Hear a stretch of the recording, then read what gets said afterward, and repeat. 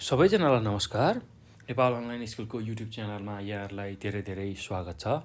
आज हामी विशेष गरेर कक्षा 7को स्वास्थ्य तथा शारीरिक शिक्षा भन्ने जुन विषय छ त्यो विषय अन्तर्गत पाठ 4मा रहेको रोग भन्ने विषयमा यो भिडियोमा चर्चा गर्दैछौँ है त। ल भाइ बहिनीहरू, तपाईँहरू पनि कपी किताब पेन्सिल लिएर अगाडि बस्नुहोला। यो भिडियो हामी सुरु गर्दैछौँ। यो भिडियोलाई हामी बुझ्दैछौँ र यो भिडियोमा पाठ 4मा रहेको रोग भन्ने जुन टपिक छ त्यसको बारेमा हामी चर्चा गर्दैछौँ है त। ल यो पाठको बारेमा हामी बुझ्दैछौँ र भाइ बहिनीहरू, तपाईँहरूले योभन्दा अहिलेको भिडियोमा पाठ 3सम्मका सम्पूर्ण कुराहरू बुझिसक्नु भएको छ र आज हामी पाठ 4को बारेमा चर्चा गर्दैछौँ है त यो भिडियोमा। ल अब हामी पाठतिर अगाडि बढौँ र भाइ बहिनीहरू, अब रोग भन्ने बित्तिकै हामी के बुझ्छौँ पहिला त्यसलाई थोरै चर्चा गरौँ अनि हामी हाम्रो पाठका कुराहरू बुझौँ है त। ल रोग भन्ने बित्तिकै भाइ बहिनीहरू के बुझ्नु होला भन्नाले हाम्रा शरीरमा जीवाणुहरू कीटाणुहरू प्रवेश गरेर बिसन्चो बनाउने, सन्चो नहुने जुन अवस्था छ त्यसलाई हामी सामान्य अर्थमा रोग भन्न सक्छौँ है त। त्यसै गरी हाम्रो शरीरमा कुनै जीवाणु विषाणु प्रवेश भई दुःख कष्ट पीडा हो यस्तो खालको समस्या हुनुलाई हामी रोग भनेर भन्न सक्दछौँ। ल सामान्य अर्थमा रोग भनेको त्यही नै हो, त्यसलाई नै हामी बुझ्न सक्छौँ है त। ल भाइ बहिनीहरू, अब रोग कस्तो हुन्छन्, कस्ता कस्ता रोग छन्, सरुवा रोग के हो, नसर्ने रोग के हो, त्यसको बारेमा हाम्रो यो पाठमा दिएको छ, त्यसलाई चर्चा गर्छौँ। विशेष गरी सरुवा रोगको बारेमा चाहिँ हामीले यो पाठमा सिक्छौँ है। सरुवा रोग भनेको एउटा व्यक्तिबाट अर्को व्यक्तिमा जुन सर्ने रोग छ त्यसलाई हामी सरुवा रोग भन्छौँ। एक व्यक्तिबाट अर्को व्यक्तिमा सजिलै सर्ने खालका रोगहरू छन्, त्यसलाई हामी सरुवा रोग भन्छौँ। ल यति कुरा मैले यसमा गरेँ। अब हामी पाठलाई विस्तारपूर्वक हेर्दैछौँ है त, विस्तारित रूपमा यसलाई पढ्दैछौँ। ल हेर्नुहोस् त, अब के रहेछ रोग भनेको। रोग भनेको शरीरमा रोग लगाउने जीवाणुको प्रवेश भई सन्चो नभएको अवस्था हो। ल हेर्नुहोस् त, हाम्रो शरीरमा रोग भन्ने बित्तिकै के बुझ्ने रहेछौँ हामीले, विभिन्न खालका जीवाणुहरू हाम्रो शरीरमा प्रवेश भएर जसले रोग लगाउन सक्छ हो त्यस्ता खालका विषाणुहरू अथवा जीवाणुहरू हाम्रो शरीरमा प्रवेश भएर हाम्रो शरीर चाहिँ सन्चो नभएको अवस्था जुन छ त्यसलाई हामी रोग भन्ने रहेछौँ। यस प्रकारको अवस्था शरीरका विभिन्न प्रणालीहरूको ठिक तरिकाले काम नगर्दाको परिणाम हो। ल हेर्नुहोस् त, रोग लाग्दाखेरि अथवा रोग हामीमा हुँदाखेरि, हाम्रो शरीरमा हुँदाखेरि के हुँदो रहेछ भन्दाखेरि हाम्रो जुन शरीरका विभिन्न प्रणालीहरू छ, रक्त सञ्चार प्रणाली, त्यसै गरी श्वास प्रश्वास प्रणाली, मांसपेशी प्रणाली हो, त्यस्तो प्रणालीहरूले चाहिँ ठिक तरिकाले आफ्नो काम गर्न नसक्नुको परिणाम हो। ल नगर्दाको परिणाम हो त्यो भनेर हामीले बुझ्न सक्छौँ। त्यसै गरी खाना पानी हावा कसरत आराम आदिको कमी र कीटाणुको आक्रमणबाट रोग पैदा हुन्छ। ल हेर्नुहोस् त, रोग कसरी लाग्ने रहेछ भन्दाखेरि रोग चाहिँ हामीले खाने खाना पानी हावा कसरत आदिको कमी भयो भने हामीलाई रोग लाग्ने रहेछ। हामीले जुन खाने खाना छ त्यसको कमी हुनु, अर्थात् त्यो खाना दूषित हुँदा पनि रोग लाग्न सक्छ। त्यसै गरी जुन हामीले पानी पिइरहेछौँ त्यसको कमी हुँदाखेरि, शरीरमा कमी हुँदाखेरि, त्यसै गरी दूषित पानी पिउँदा पनि रोग लाग्छ। कसरत जुन हामीले गर्छौँ हो त्यो कम हुँदा पनि हाम्रो शरीरमा रोग प्रवेश गर्छ र कीटाणुको आक्रमण हुँदाखेरि हाम्रो शरीरमा रोग पैदा हुन्छ है त। ल यो कुरा हामीले बुझ्नुपर्ने हुन्छ। रोग र मृत्यु जीवनमा आइपर्ने प्राकृतिक प्रक्रियाहरू हुन्। ल हेर्नुहोस् त, रोग लाग्दाखेरि र मृत्यु हुँदाखेरि जुन कुरा हामी गर्छौँ त्यो चाहिँ एकदम प्राकृतिक कुरा हो, प्राकृतिक प्रक्रिया हो। रोग र मृत्यु, विभिन्न रोग लाग्नु, शरीरमा रोग लाग्नु, शरीरको मृत्यु हुनु, त्यो चाहिँ हामीमा आइपर्ने प्राकृतिक प्रक्रियाहरू हुन्। ल त्यसै गरी होसियार र सचेतताका अपनाउनाले केही हदसम्म त्यस्ता प्राकृतिक प्रक्रियाहरूलाई रोक्न सकिन्छ। ल हेर्नुहोस् त, के गर्न सकिने रहेछ, हाम्रो जुन प्राकृतिक प्रक्रियामा रोग र मृत्यु पर्ने रहेछ, हामी केही होसियार भयौँ भने मृत्युलाई त रोक्न सक्दैनौँ, तर रोगलाई केही हदसम्म हामी रोकथाम गर्न सक्छौँ है त। त्यो कुरा चाहिँ हामीले बुझ्नुपर्छ। रोगलाई हामी केही होसियारी अथवा सचेतता अपनायौँ भने रोगलाई चाहिँ हामी रोक्न सक्छौँ, रोग लाग्न नदिन सक्छौँ। हामीले विशेष स्वास्थ्यको ख्याल गऱ्यौँ, स्वस्थ खानपान गऱ्यौँ, स्वस्थ जीवनशैली अपनायौँ भने हामीलाई रोग नलाग्न सक्छ। यो कुरा चाहिँ हामी बुझ्न सक्छौँ है त। ल, साधारणतया रोग सर्ने र नसर्ने गरी दुई प्रकारका हुन्छन्। जुन रोगहरू छ त्यो चाहिँ दुई प्रकारका हुन्छन्, एउटा सर्ने खालको रोग, अर्को नसर्ने खालको रोग। ल, एक व्यक्तिबाट अर्को व्यक्तिमा रोग सर्यो भने त्यसलाई सर्ने खालको रोग भन्छौँ, र एक व्यक्तिबाट अर्को व्यक्तिमा रोग सरेन भने त्यसलाई नसर्ने खालको रोग भन्छौँ है त।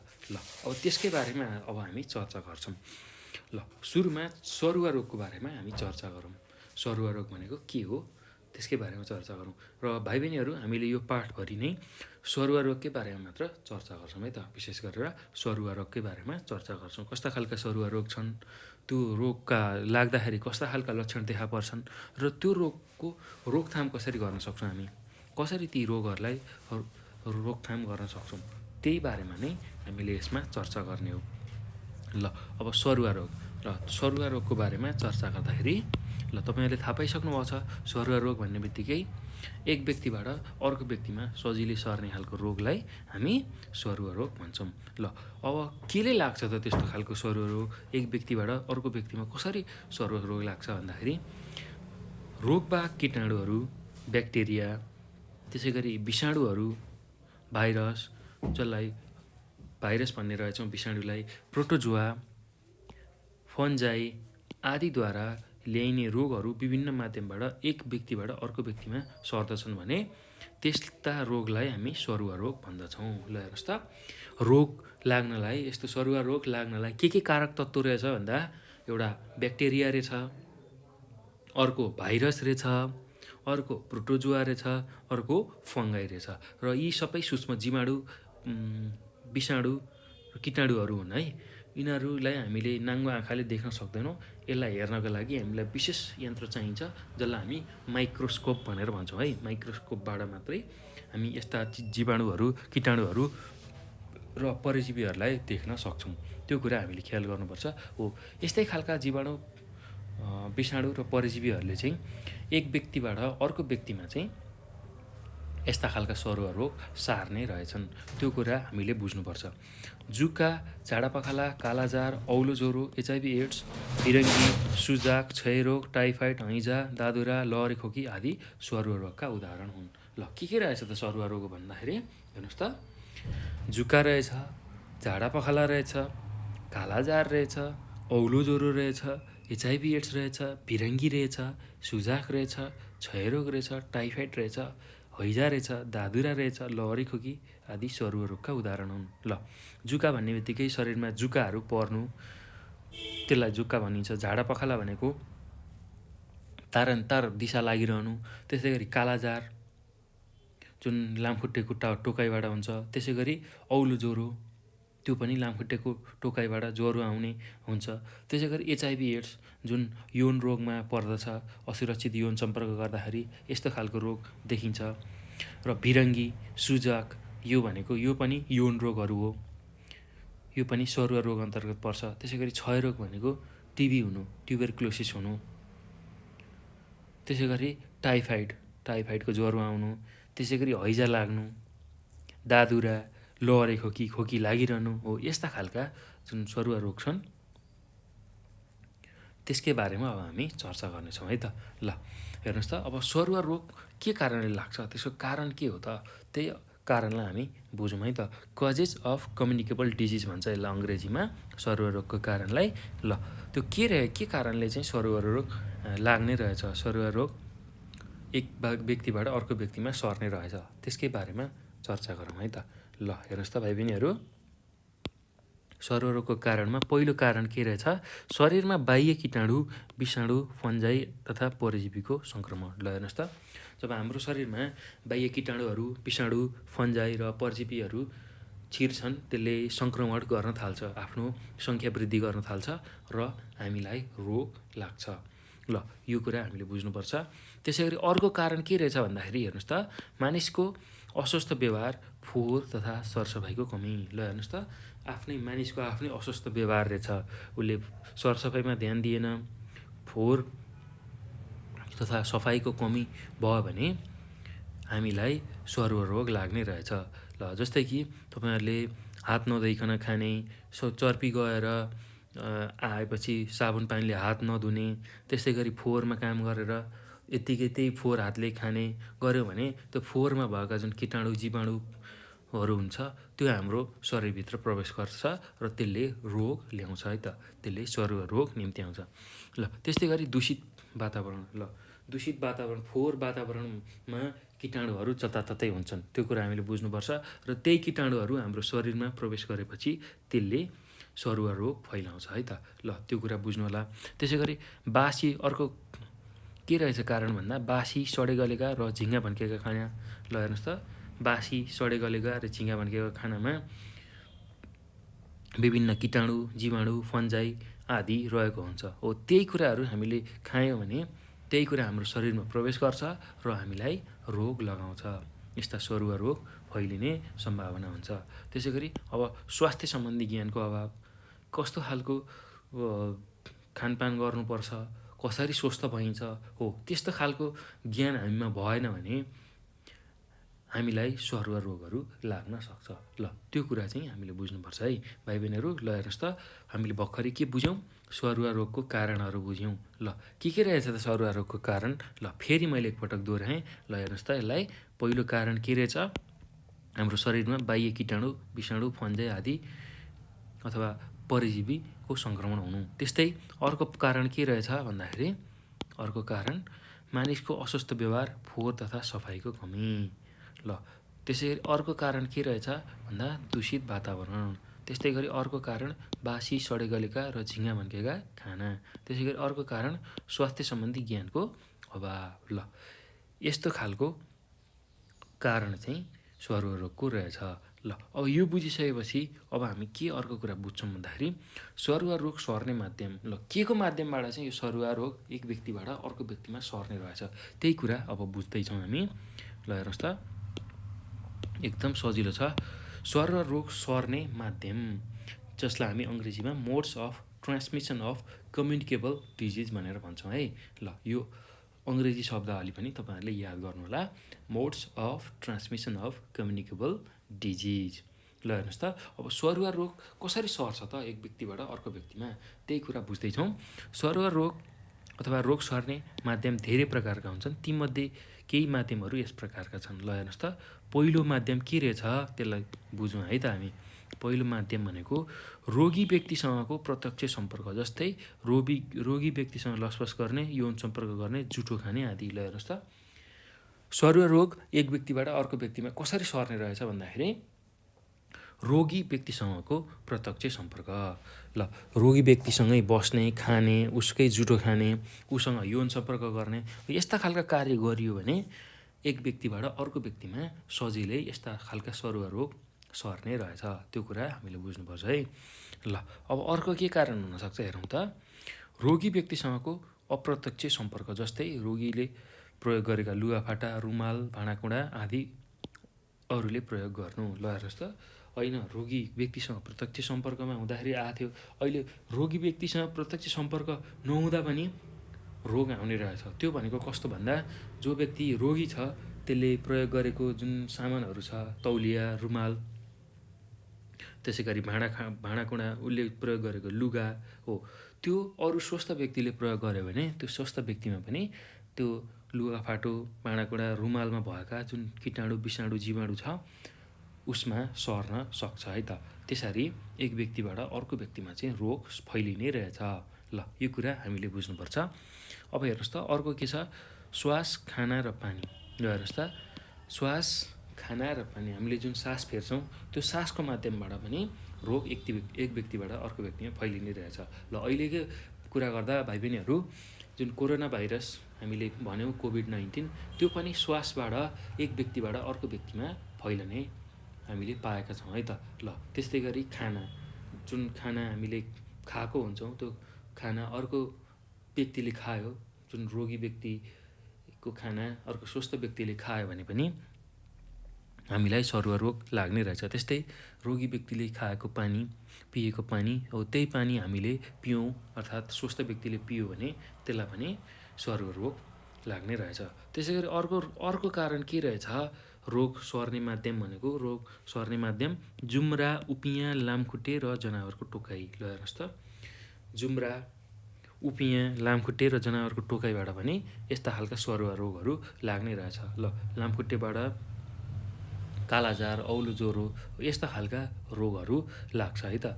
एक व्यक्तिलाई टोकेर फेरि रोगी व्यक्तिलाई टोकेर अर्को निरोगी व्यक्तिलाई त्यसले टोक्यो भने हामीलाई यस्ता खालका सरुवा रोग लाग्छ। अब अर्को के हुनसक्छ भन्दा रगतको स्थानान्तरण। ल स्थानान्तरण रगतको स्थानान्तरण भनेको कस्तो भन्दा भाइ बहिनीहरू जो व्यक्ति बिरामी छ सरुवा रोग लागेको छ उसलाई हो उसको रगत एउटा स्वस्थ व्यक्तिलाई दिइयो भने त्यति बेला पनि त्यो रगतमा भएका कीटाणुहरू स्वस्थ व्यक्तिको शरीरमा पुग्छ रगत दिँदाखेरि र स्वस्थ व्यक्ति पनि बिरामी हुन्छ। यसरी एउटा रोग लागेको व्यक्तिबाट अर्को निरोगी व्यक्तिमा चाहिँ रोग सर्न सक्छ है त। ल एकदम सजिलो छ। रगतको स्थानान्तरण भनेको एउटा जुन रोग लागेको व्यक्ति छ त्यो रोग लागेको व्यक्तिको रगत यदि रोग नलागेको व्यक्तिलाई दियौँ भने त्यो रगतमा भएका जुन कीटाणु जीवाणु त्यो चाहिँ स्वस्थ व्यक्तिको रगतमा पुग्छ र त्यसले रोग निम्त्याउँछ। ल यो कुरा हामीले बुझ्नुपर्छ है त भाइ बहिनीहरू। एकदमै सजिलो छ केही गाह्रो छैन। ल अब यो बुझिसकेपछि अब हामी अझ अगाडि बढौँ है त। के कुरा अब बुझौँ भने ल भाइ बहिनीहरू अब हामी सरुवा रोगको प्रक्रिया र चक्रको बारेमा थोरै बुझौँ है त। के रहेछ त सरुवा रोगको प्रक्रिया र चक्र भनेको हेर्नुहोस् त। ल सरुवा रोग भन्ने त तपाईँहरूले बुझिसक्नु भएको छ। एक व्यक्तिबाट अर्को व्यक्तिमा जुन रोग सर्छ त्यसलाई हामी सरुवा रोग भनेर भन्छौँ है त। ल सरुवा रोग भन्नाले कुनै पनि रोगी व्यक्तिबाट वा जनावरबाट रोगका जीवाणु विभिन्न माध्यमबाट निरोगी व्यक्तिमा सर्ने प्रक्रिया भनेर हामी भन्न सक्छौँ है त। ल यो प्रक्रियामा यस्तो सरुवा रोगको प्रक्रियामा मानिस वा जनावर वातावरण र कीटपतङ्गको अन्तरसम्बन्ध रहेको हुन्छ। ल हेर्नुहोस् त कस्तो खालको सम्बन्ध रहेछ भन्दाखेरि मानिस वा जनावर वातावरण वा कीटपतङ्गको अन्तरसम्बन्ध रहेको हुन्छ।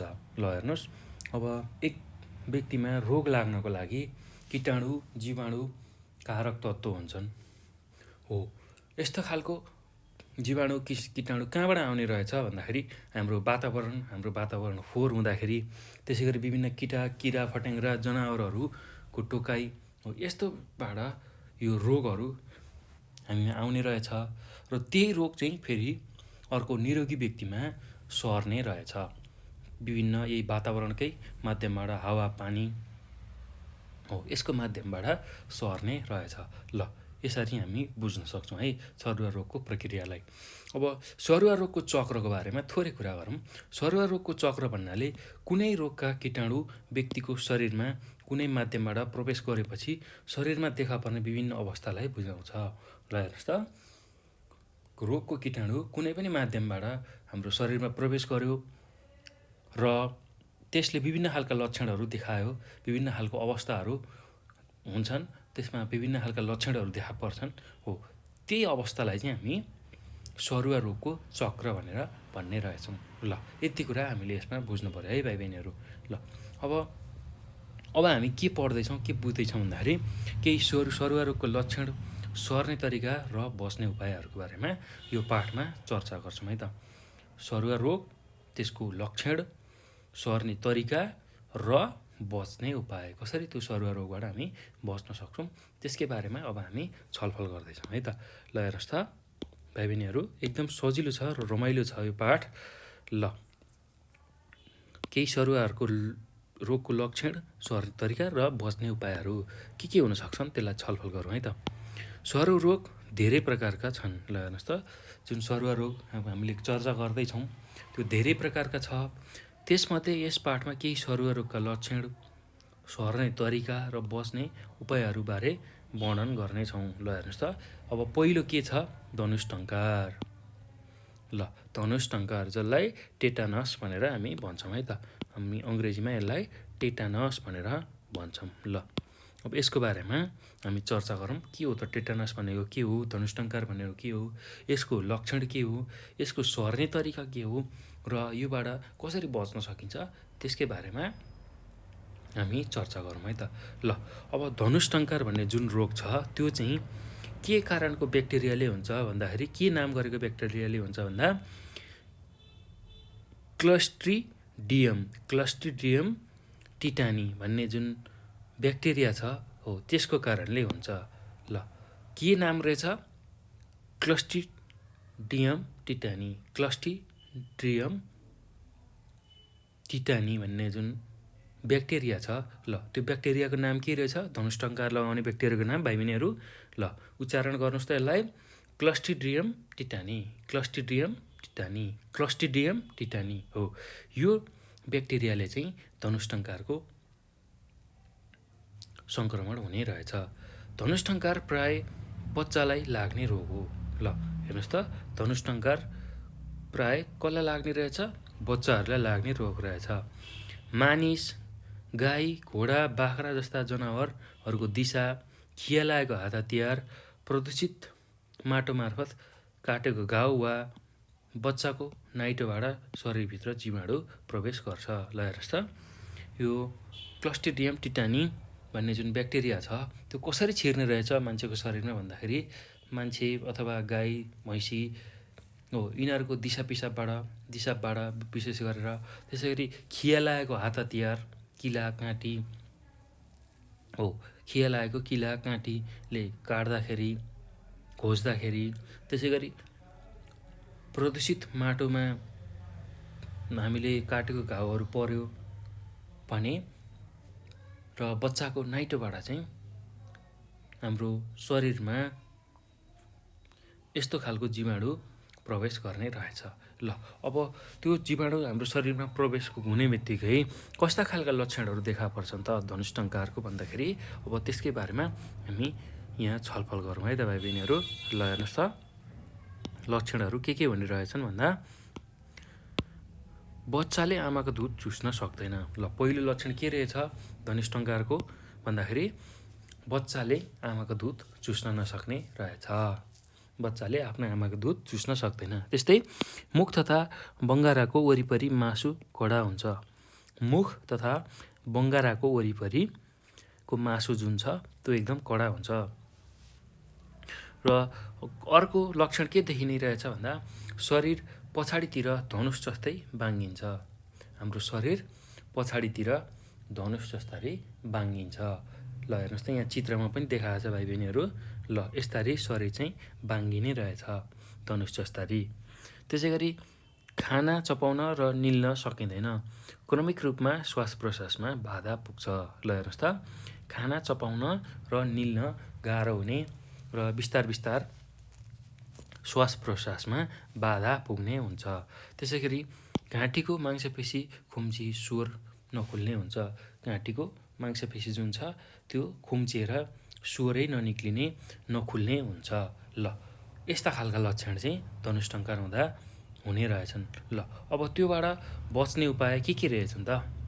यो भयो लक्षण, धनुष्टङ्कार कसरी हुने रहेछ भनेर हामीले बुझिसकेका छौँ र त्यसको लक्षण के रहेछ त्यो पनि बुझिसकेका छौँ। अब यसबाट के गरी बच्न सकिन्छ त, यसको बच्ने उपायहरू के हो त, त्यसकै बारेमा हामी चर्चा गरौँ है त। ल धनुष्टङ्कारबाट बच्ने उपायहरू के रहेछन् भाइ बहिनीहरू, हेर्नुहोस् त। यसबाट बच्ने उपाय भनेको, बच्चालाई डिपिटी खोप लगाउनुपर्छ। ल हेर्नुहोस् त, बच्चालाई डिपिटी भन्ने एउटा खोप पाइन्छ, त्यो खोप लगाउनुपर्छ। त्यसै गरी महिलाहरूलाई टिटी खोप लगाउनुपर्छ। महिलाहरूलाई टिटी भनेको टिटानसको खोप पाइन्छ हो, त्यो खोप लगाउनुपर्छ। घाउ भएको बेला धुलो, माटो वा गोबरमा चल्नु हुँदैन। हेर्नुहोस् त, घाउ छ हाम्रो हातमा अथवा कुनै ठाउँमा घाउ छ भने त्यो घाउलाई चाहिँ धुलो, माटो र गोबरमा चलाउनु हुँदैन त्यो हातले अथवा गोडाले। घाउमा सफा कपडा लगाउनुपर्छ।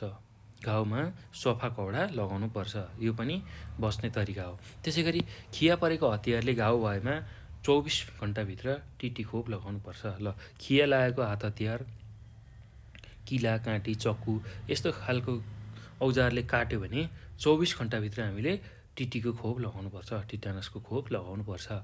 त्यसै गरी घाउलाई साबुन पानीले हामीले धुनुपर्छ। ल, हाम्रो जुन घाउ भएको हुन्छ त्यसलाई साबुन पानीले धुनुपर्छ। नवजात शिशुहरूको साल काट्दा निर्मलीकरणकृत औजार प्रयोग गर्नुपर्छ। ल हेर्नुहोस् त, जो सानो भर्खरै जन्मिएको बच्चाहरू हुन्छन् तिनीहरूको नाभि हामीले काट्नुपर्ने हुन्छ। हो, नाभि अथवा साल काट्दाखेरि एकदम सफा बनाएको निर्मलीकृत भनेको तातो पानीमा उमालेर विभिन्न केमिकलहरू हालेर त्यसलाई सफा गरिन्छ तातो पानीमा औजारहरूलाई। हो, त्यसलाई निर्मलीकरण भनिन्छ। हो, त्यही औजारको मात्रै प्रयोग गर्नुपर्छ, एकदम सफा औजारको मात्र प्रयोग गर्नुपर्छ। तब मात्रै हामी धनुष्टङ्कार जस्तो रोगबाट बस्न सक्छौँ। ल हेर्नुहोस् त, अब अर्को के छ, नामले जुका। ल, अर्को सरुवा रोग के रहेछ हामीले अब अध्ययन गर्ने, नामले जुका, जसलाई हामी अङ्ग्रेजीमा टेप वर्म भनेर भन्छौँ है त। ल, अब यो टेपवर्म के हो, कसरी हुन्छ, केले हुन्छ त्यो बुझौँ। यसको लक्षणहरू के हो र योबाट कसरी बच्न सकिन्छ त्यसकै बारेमा चर्चा गरौँ है त।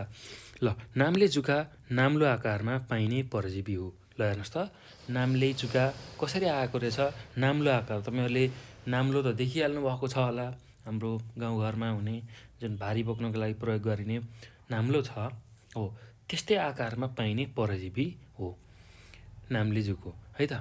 खास गरेर सुँगुरको राम्ररी नपाकेको मासु खाँदा स्वस्थ शरीरमा नाम्ले जुका पर्न सक्छ। फोहोर पानीमा पनि यसको परजीवी हुनसक्छ। ल हेर्नुहोस् त, नाम्ले जुका कसरी सर्ने रहेछ भन्दाखेरि विशेष गरेर जसले सुँगुरको मासु खान्छ, हो सुँगुरको मासु नपाकेको सुँगुरको मासु खाँदाखेरि हाम्रो शरीरमा यसको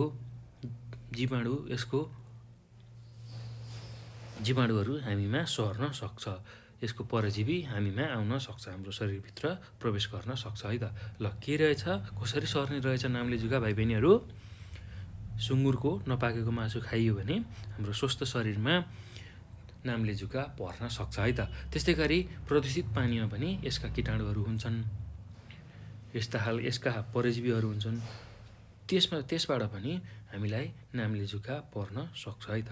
ल, यो पछि अब यसको लक्षण के हो त, नामले जुका पर्दाखेरि कस्ता खालका लक्षणहरू देखा पर्छन् त्यसकै बारेमा हामी चर्चा गरौँ है त। ल, नामले जुका पर्दाखेरि कस्ता खालको लक्षण देखा पर्ने रहेछ, कमा हेर्नुहोस् त, सामान्य पेट दुख्ने र वाकवाकी लाग्ने। ल हेर्नुहोस् त, पेट दुख्ने र वाकवाकी लाग्ने हुने रहेछ। ल, त्यसै गरी अब नामले जुकाले मस्तिष्कमा असर गरेमा बेहोस भई बढी खतरा हुन्छ। ल हेर्नुहोस् त, नामले जुकाले मस्तिष्कमा असर गर्छ र बेहोस भई मान्छे मर्ने, बेहोस हुने खतरा, त्यस्ता खालका समस्याहरू देखिन सक्छ। मस्तिष्कमा चाहिँ विशेष यसले असर गर्ने रहेछ। अब अर्को के छ लक्षण, यसको तौल घट्ने र कमजोरी हुने। तौल एकदमै घट्ने र कमजोरी हुने, हाम्रो जुन शरीरको तौल छ त्यो घट्दै जाने र कमजोरी हुने है त। ल, यो यसको लक्षण रहेछ। र रक्त अल्पताको लक्षण देखिने। ल, रक्त अल्पता भनेको भाइ बहिनीहरू शरीरमा रगतको कमी हुनुलाई हामी रक्त अल्पता भनेर भन्छौँ है त। हो, रक्त अल्पताको लक्षण देखिने, शरीरमा रगत कम हुने, त्यो जुन अवस्था छ त्यसलाई हामी रक्त अल्पता भन्छौँ। हो, त्यस्तो खालको लक्षण देखा पर्छ है त नामले जुका पर्दाखेरि, त्यो कुरा हामीले बुझ्नुपर्छ। ल, अब कसरी बच्ने त, यो नामले जुकाबाट हामी कसरी बच्न सक्छौँ त्यही कुरालाई हामी अब हेरौँ है त। ल, अब नामले जुकाबाट बच्नको लागि हामीले के गर्नुपर्छ भन्दाखेरि, अब कसरी नामले जुका लागेको छ भन्दा हामीले थाहा पाइसकेका छौँ, सुँगुरको नपाकेको मासु खाँदाखेरि यो नामले जुका पर्ने रहेछ। हो, अब के गर्नु पर्यो, सुँगुरको मासु राम्ररी पाकेर मात्रै खानु पर्यो, राम्ररी पाकिसकेको सुँगुरको मासु मात्र हामीले खानु पर्यो। ल हेर्नुहोस् त, बच्ने उपाय के रहेछ, पहिलो उपाय विशेष गरी सुँगुरको मासु राम्रोसरी पाकेर मात्रै खाने, राम्ररी पकाएर मात्रै खाने, त्यो गर्नुपर्ने रहेछ। ल त्यसै गरी यदि रोगको लक्षण देखा परिहाल्यो भने त्यसको सकेसम्म छिटो उपचार गर्नुपर्छ, किनभने यसले मस्तिष्कमा असर गर्ने हुन्छ र मस्तिष्कमा असर गऱ्यो भने मान्छे बेहोसीमा जाने त्यस्तो खालको समस्या आउन सक्छ है त। ल त्यसै गरी अर्को कुरा भनेको हामीले जुन खाने पानी खान्छौँ हो त्यसलाई चाहिँ राम्रोसँग उमालेर मात्रै पिउनु पर्ने रहेछ। पानीलाई राम्रोसँग उमालेर मात्र पिउनु पर्ने रहेछ। ल यसरी चाहिँ हामी नाम्ले जुकाबाट बच्न सक्ने रहेछौँ है त भाइ बहिनीहरू। ल एकदमै सजिलो छ र रमाइलो पनि छ यो पाठ, र तपाईँहरूलाई धेरै कुराहरूको यसमा जानकारी तपाईँहरूले पाउनु हुन्छ यो पाठमा। कसरी हामी स्वस्थ रहने, कसरी चाहिँ विभिन्न रोगहरूबाट बस्ने, सरुवा रोगबाट बस्ने, सरुवा रोग हुँदाखेरि के लक्षण देखा पर्छन्, त्यसबाट कसरी बस्ने कुराहरू हामीले यो पाठमा सिकिरहेछौँ है त भाइ बहिनीहरू। ल अब यो पछि हामी अर्को सरुवा रोगको बारेमा चर्चा गरौँ है त। ल के रहेछ त अर्को सरुवा रोग भन्दा अङ्कुशे जुका। ल हेर्नुहोस् त अङ्कुशे जुका, जसलाई हामी अङ्ग्रेजीमा हुक वोम भनेर भन्छौँ है त, हुक वोम। ल अङ्कुशे जुका भन्ने बित्तिकै भाइ बहिनीहरू तपाईँहरूले नामबाटै थाहा पाइसक्नुभयो कस्तो हुने रहेछ। अङ्कुश जस्तै हुने रहेछ। अङ्कुशे जुका अङ्कुशको आकारमा पाइने परजीवी हो। ल अब अङ्कुश भन्ने बित्तिकै तपाईँहरूले थाहा पाइसक्नु भएको छ, यस्तो जुन सिधा एउटा लौरो हुन्छ, यहाँ एउटा यस्तो खालको अथवा यस्तो खालको जुन बाङ्गिएको जुन चिजहरू हुन्छ त्यसलाई अङ्कुश भनेर भन्छौँ है त। ल सिधा चिज छ, यहाँनिर यो बाङ्गिएको छ भने यसलाई अङ्कुश भनेर भन्छौँ। ल तपाईँहरूले अङ्कुश देख्नु नै भएको छ होला। हो यस्तो खालको आकारमा पाइने परजीवी हो। ल अङ्कुशे जुका कस्तो हुने रहेछ, अङ्कुश जस्तै हुने रहेछ। हो त्यही अङ्कुश खालको जुका अथवा त्यसको परजीवीले नै हामीलाई सरुवा रोग सार्ने रहेछ। ल अब केटाकेटीहरूमा अङ्कुशे जुकाले नोक्सान पुर्याउन सक्छ। हेर्नुहोस् त विशेष गरेर केटाकेटीहरूलाई चाहिँ यो अङ्कुशे जुकाले नोक्सान पुर्याउन सक्ने रहेछ। साना अङ्कुशे जुकाका लाभाहरू खाली खुट्टाका औँलाका कापबाट शरीरभित्र पस्छन्। ल हेर्नुहोस् त अङ्कुशे जुकाका साना जुन लाभा भन्छौँ हामी, अन्डा विकसित भइसकेपछिको जुन अवस्था छ त्यसलाई हामी लाभा भन्छौँ। हो त्यो चाहिँ हाम्रो खाली खुट्टा हुँदै हाम्रो शरीरभित्र प्रवेश गर्न सक्ने रहेछ। ल एकदम ख्याल गर्नुहोस् है। त्यही भएर खाली खुट्टा सकभर नहिँड्ने, जुत्ता चप्पल लगाएर हिँड्नुपर्ने हुन्छ, र खाली खुट्टाका जुन कापहरू छ त्यो कापबाट चाहिँ हाम्रो शरीरमा अङ्कुशे जुका पस्न सक्ने रहेछ, त्यसको लार्भा पस्न सक्ने रहेछ। हो अब त्यो हुने हुनाले हामीले सकभर जुत्ता लगाएर मात्रै हिँड्नुपर्ने रहेछ। केही दिनभित्र रक्त सञ्चार मार्फत फोक्सोमा पुग्छन्। सुक्खा खोकीपछि उक्त लाभा श्वासनलीबाट भोजन नलीतर्फ हुँदै पेटभित्र जान्छ। ल हेर्नुहोस् त कसरी चाहिँ अङ्कुशे जुका हाम्रो शरीरमा प्रवेश गर्ने रहेछ भन्दा जब हामी खाली खुट्टा हिँड्छौँ, त्यो खाली खुट्टा हिँड्दाखेरि हाम्रो जुन खुट्टाको कापहरू छ, त्यो दुईवटा औँलाको बिचको जुन भाग छ त्यसलाई काप भन्छौँ। हो त्यो कापबाट चाहिँ हाम्रो शरीरभित्र पस्ने रहेछ, र केही समयपछि रक्त सञ्चार माध्यम हुँदै फोक्सोमा पुग्ने रहेछ, र फोक्सोबाट बिस्तार त्यो लाभा चाहिँ हाम्रो भोजन नलीमा पुग्ने रहेछ, र त्यसबाट पेटभित्र पुग्ने रहेछ। भोजन नली हुँदै पेटभित्र पुग्ने रहेछ र हामीलाई गाह्रो बनाउन सक्ने रहेछ। ल नोक्सान पुर्याउन सक्ने रहेछ। ल अब यस्तो खालको अङ्कुशे जुकाको लक्षण चाहिँ के हो त, त्यही कुरा अब हामी चर्चा गरौँ है त। कस्तो खालको लक्षण चाहिँ देखा पर्ने रहेछ अङ्कुशे जुका लाग्दाखेरि। ल त्यही लक्षणलाई हामी कुरा गरौँ। ल यसको लक्षणमा के रहेछ भन्दा भाइ बहिनीहरू, पहिलो लक्षण खुट्टा चिलाउने। जब अङ्कुशे जुकाका लाभाहरू हाम्रो औँलाको कापभित्र छिर्छ त्यति बेला हामीलाई खुट्टा चिलाउने हुन्छ। त्यसै गरी सुक्खा खोकी लाग्छ, एकदम सुक्खा खोकी लाग्ने हुन्छ। त्यसै गरी पखाला लाग्ने र पेट दुख्ने त्यस्तो खालको समस्या हुन्छ। धेरै चुकाहरू भएको अवस्थामा हाम्रो शरीर कमजोर भई रक्त अल्पता हुने, अर्थात् शरीरमा रगतको कमी हुने हुन्छ है त। त्यसै गरी अपच हुने, खाएका खानेकुराहरू नपच्ने, झुसिलो डकार आउने, एकदम डकार आउने, गन्ध मिसिएको डकार आउने, भोक नलाग्ने, बान्ता आउने हो यस्तो खालको लक्षणहरू देखा पर्ने रहेछ। त्यसै गरी शरीरको तौल पनि घट्दै जाने रहेछ हो। ल यस्तो खालको लक्षण चाहिँ अङ्कुशे जुका हाम्रो शरीरमा हुँदाखेरि देखिने रहेछ।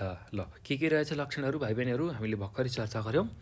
लक्षणहरू के रहेछ अङ्कुशे जुका शरीरभित्र प्रवेश गर्यो भने खुट्टा चिलाउने हुने रहेछ, त्यसै गरी खोकी लाग्ने, सुक्खा खोकी लाग्ने, पखाला लाग्ने, पेट दुख्ने, त्यस्तै धेरै जुकाहरू भएमा शरीर कमजोर भई रक्त अल्पता हुने, त्यसै गरी अपच हुने, झुसिलो डकार आउने, भोक नलाग्ने, भान्ता आउने, शरीरको तौल घट्दै जाने हो यस्ता खालका चाहिँ लक्षणहरू देखा पर्ने रहेछ है त भाइ बहिनीहरू। ल यो कुरालाई तपाईँहरूले बुझ्नुहोला, सम्झिनुहोला, याद गर्नुहोला है। ल अब कसरी चाहिँ बच्न सकिन्छ त यो अङ्कुशे जुकाबाट कसरी बच्न सकिन्छ हो त्यही बारेमा हामी चर्चा गरौँ है त। कसरी चाहिँ त्यो अङ्कुशे जुकाबाट हामी बच्न सक्ने रहेछौँ। ल एकदम सजिलो छ भाइ बहिनीहरू, केही गाह्रो छैन। ल कसरी बच्न सकिने रहेछ भन्दा पहिलो बुधा खाली खुट्टा हिँड्नु हुँदैन र अङ्कुशे जुका हाम्रो खाली खुट्टाको कापबाट शरीरभित्र प्रवेश गर्ने भएको हुनाले हामीले सकभर खाली खुट्टा हिँड्नु हुँदैन। त्यसै गरी चर्पीमा मात्र दिसा पिसाब गर्ने बानी गर्नुपर्छ। ल हामी बाहिरै चर्पीमा दिसा नगरिकन बाहिरै दिसा गर्छौँ भने त्यस्तो बानी हटाएर चर्पीमा मात्रै दिसा पिसाब गर्ने बानी बसाल्नुपर्छ। त्यसै गरी हात र खुट्टा साबुन पानीले हामीले राम्रोसँग धुनुपर्छ है त। हात र खुट्टालाई साबुन पानीले राम्रोसँग मिची धुनुपर्छ। त्यसै गरी समय समयमा जुकाको औषधि हामीले खाइरहनुपर्छ। समय समयमा जुकाको औषधि खानुपर्छ। जुका पर्नबाट बच्ने उपायबारे स्वास्थ्य शिक्षा दिनुपर्छ। ल जुका पर्नबाट बच्नको लागि जुन उपायहरू छ त्यसको स्वास्थ्य शिक्षा हामी सबैमा हुनुपर्छ। त्यो भयो भने मात्रै हामी यस्तो अङ्कुशे जुकाबाट बच्न सक्छौँ। ल भाइ बहिनीहरू अब हामी अर्को सरुवा रोगको बारेमा चर्चा गरौँ है त। ल एकदम सजिलो छ, हामी सरुवा रोगको बारेमा यहाँ चर्चा गरिरहेछौँ। तपाईँहरूलाई पनि एकदमै जानकारीमूलक चिजहरू हामी अध्ययन गरिरहेछौँ, हेर्नुहोस् है त। ल अब अर्को सरुवा रोग हामी पढ्न गइरहेछौँ, भ्याकुते रोग। ल भ्याकुते रोगलाई अङ्ग्रेजीमा के भन्छ भन्दाखेरि भाइ बहिनीहरू डाइफेथ्रियालाई हामी भ्याकुते रोग भन्ने रहेछौँ। ल अब के कारणले लाग्ने रहेछ डाइफेथ्रिया भन्दाखेरि कोरियन ब्याक्टेरियम डाइफेथ्रियाको सङ्क्रमणले केटाकेटीको घाँटीमा आउने स्वास्थ्य समस्या छ त्यसलाई हामी भ्याकुते रोग भनेर भन्ने रहेछौँ। कोरियन ब्याक्टेरियम डाइफेथ्रिया भन्ने जुन कीटाणु अथवा विषाणु छ हो त्यसको सङ्क्रमणले केटाकेटीको जुन घाँटीमा आउने स्वास्थ्य समस्या छ त्यसलाई हामी भ्याकुते रोग भन्ने रहेछौँ। ल अब के हुने रहेछ भ्याकुते रोगमा भन्दाखेरि कसरी सर्ने रहेछ भन्दाखेरि रोगीको खकार तथा सिगान जताभावी फ्याँक्नाले भ्याकुते रोग अरू व्यक्तिमा श्वास प्रश्वासको माध्यमबाट सर्दछ। यो रोग खेल खेल्दा पनि अरूलाई सर्न सक्छ। ल हेर्नुहोस् त, कोरियन ब्याक्टेरियम डाइफेथ्रिया जसलाई हामी भ्याकुते रोग भनेर भन्छौँ र कोरियन ब्याक्टेरियम डाइफेथ्रिया भन्ने जुन कुरा छ त्यसले चाहिँ हामीलाई भ्याकुते रोग ल्याउने रहेछ। त्यो जीवाणु अथवा विषाणुले चाहिँ हामीमा भ्याकुते रोग ल्याउने रहेछ। र कसरी सर्ने रहेछ त्यो भ्याकुते रोग भन्दाखेरि जो व्यक्ति रोगी छ त्यसको खकार र सिगान जताभावी हामीले फ्याँक्यौँ भने त्यो अरू व्यक्तिमा सर्न सक्छ। स्वस्थ व्यक्तिमा श्वास प्रश्वासको माध्यमबाट त्यो रोग सर्न सक्छ है त। ल यो कुरा बुझ्नुपर्छ हामीले। त्यसै गरी यो रोग खेल खेल्दा पनि अरूलाई सर्न सक्ने रहेछ। ल यो कुरा हामीले बुझ्नुपर्छ है त।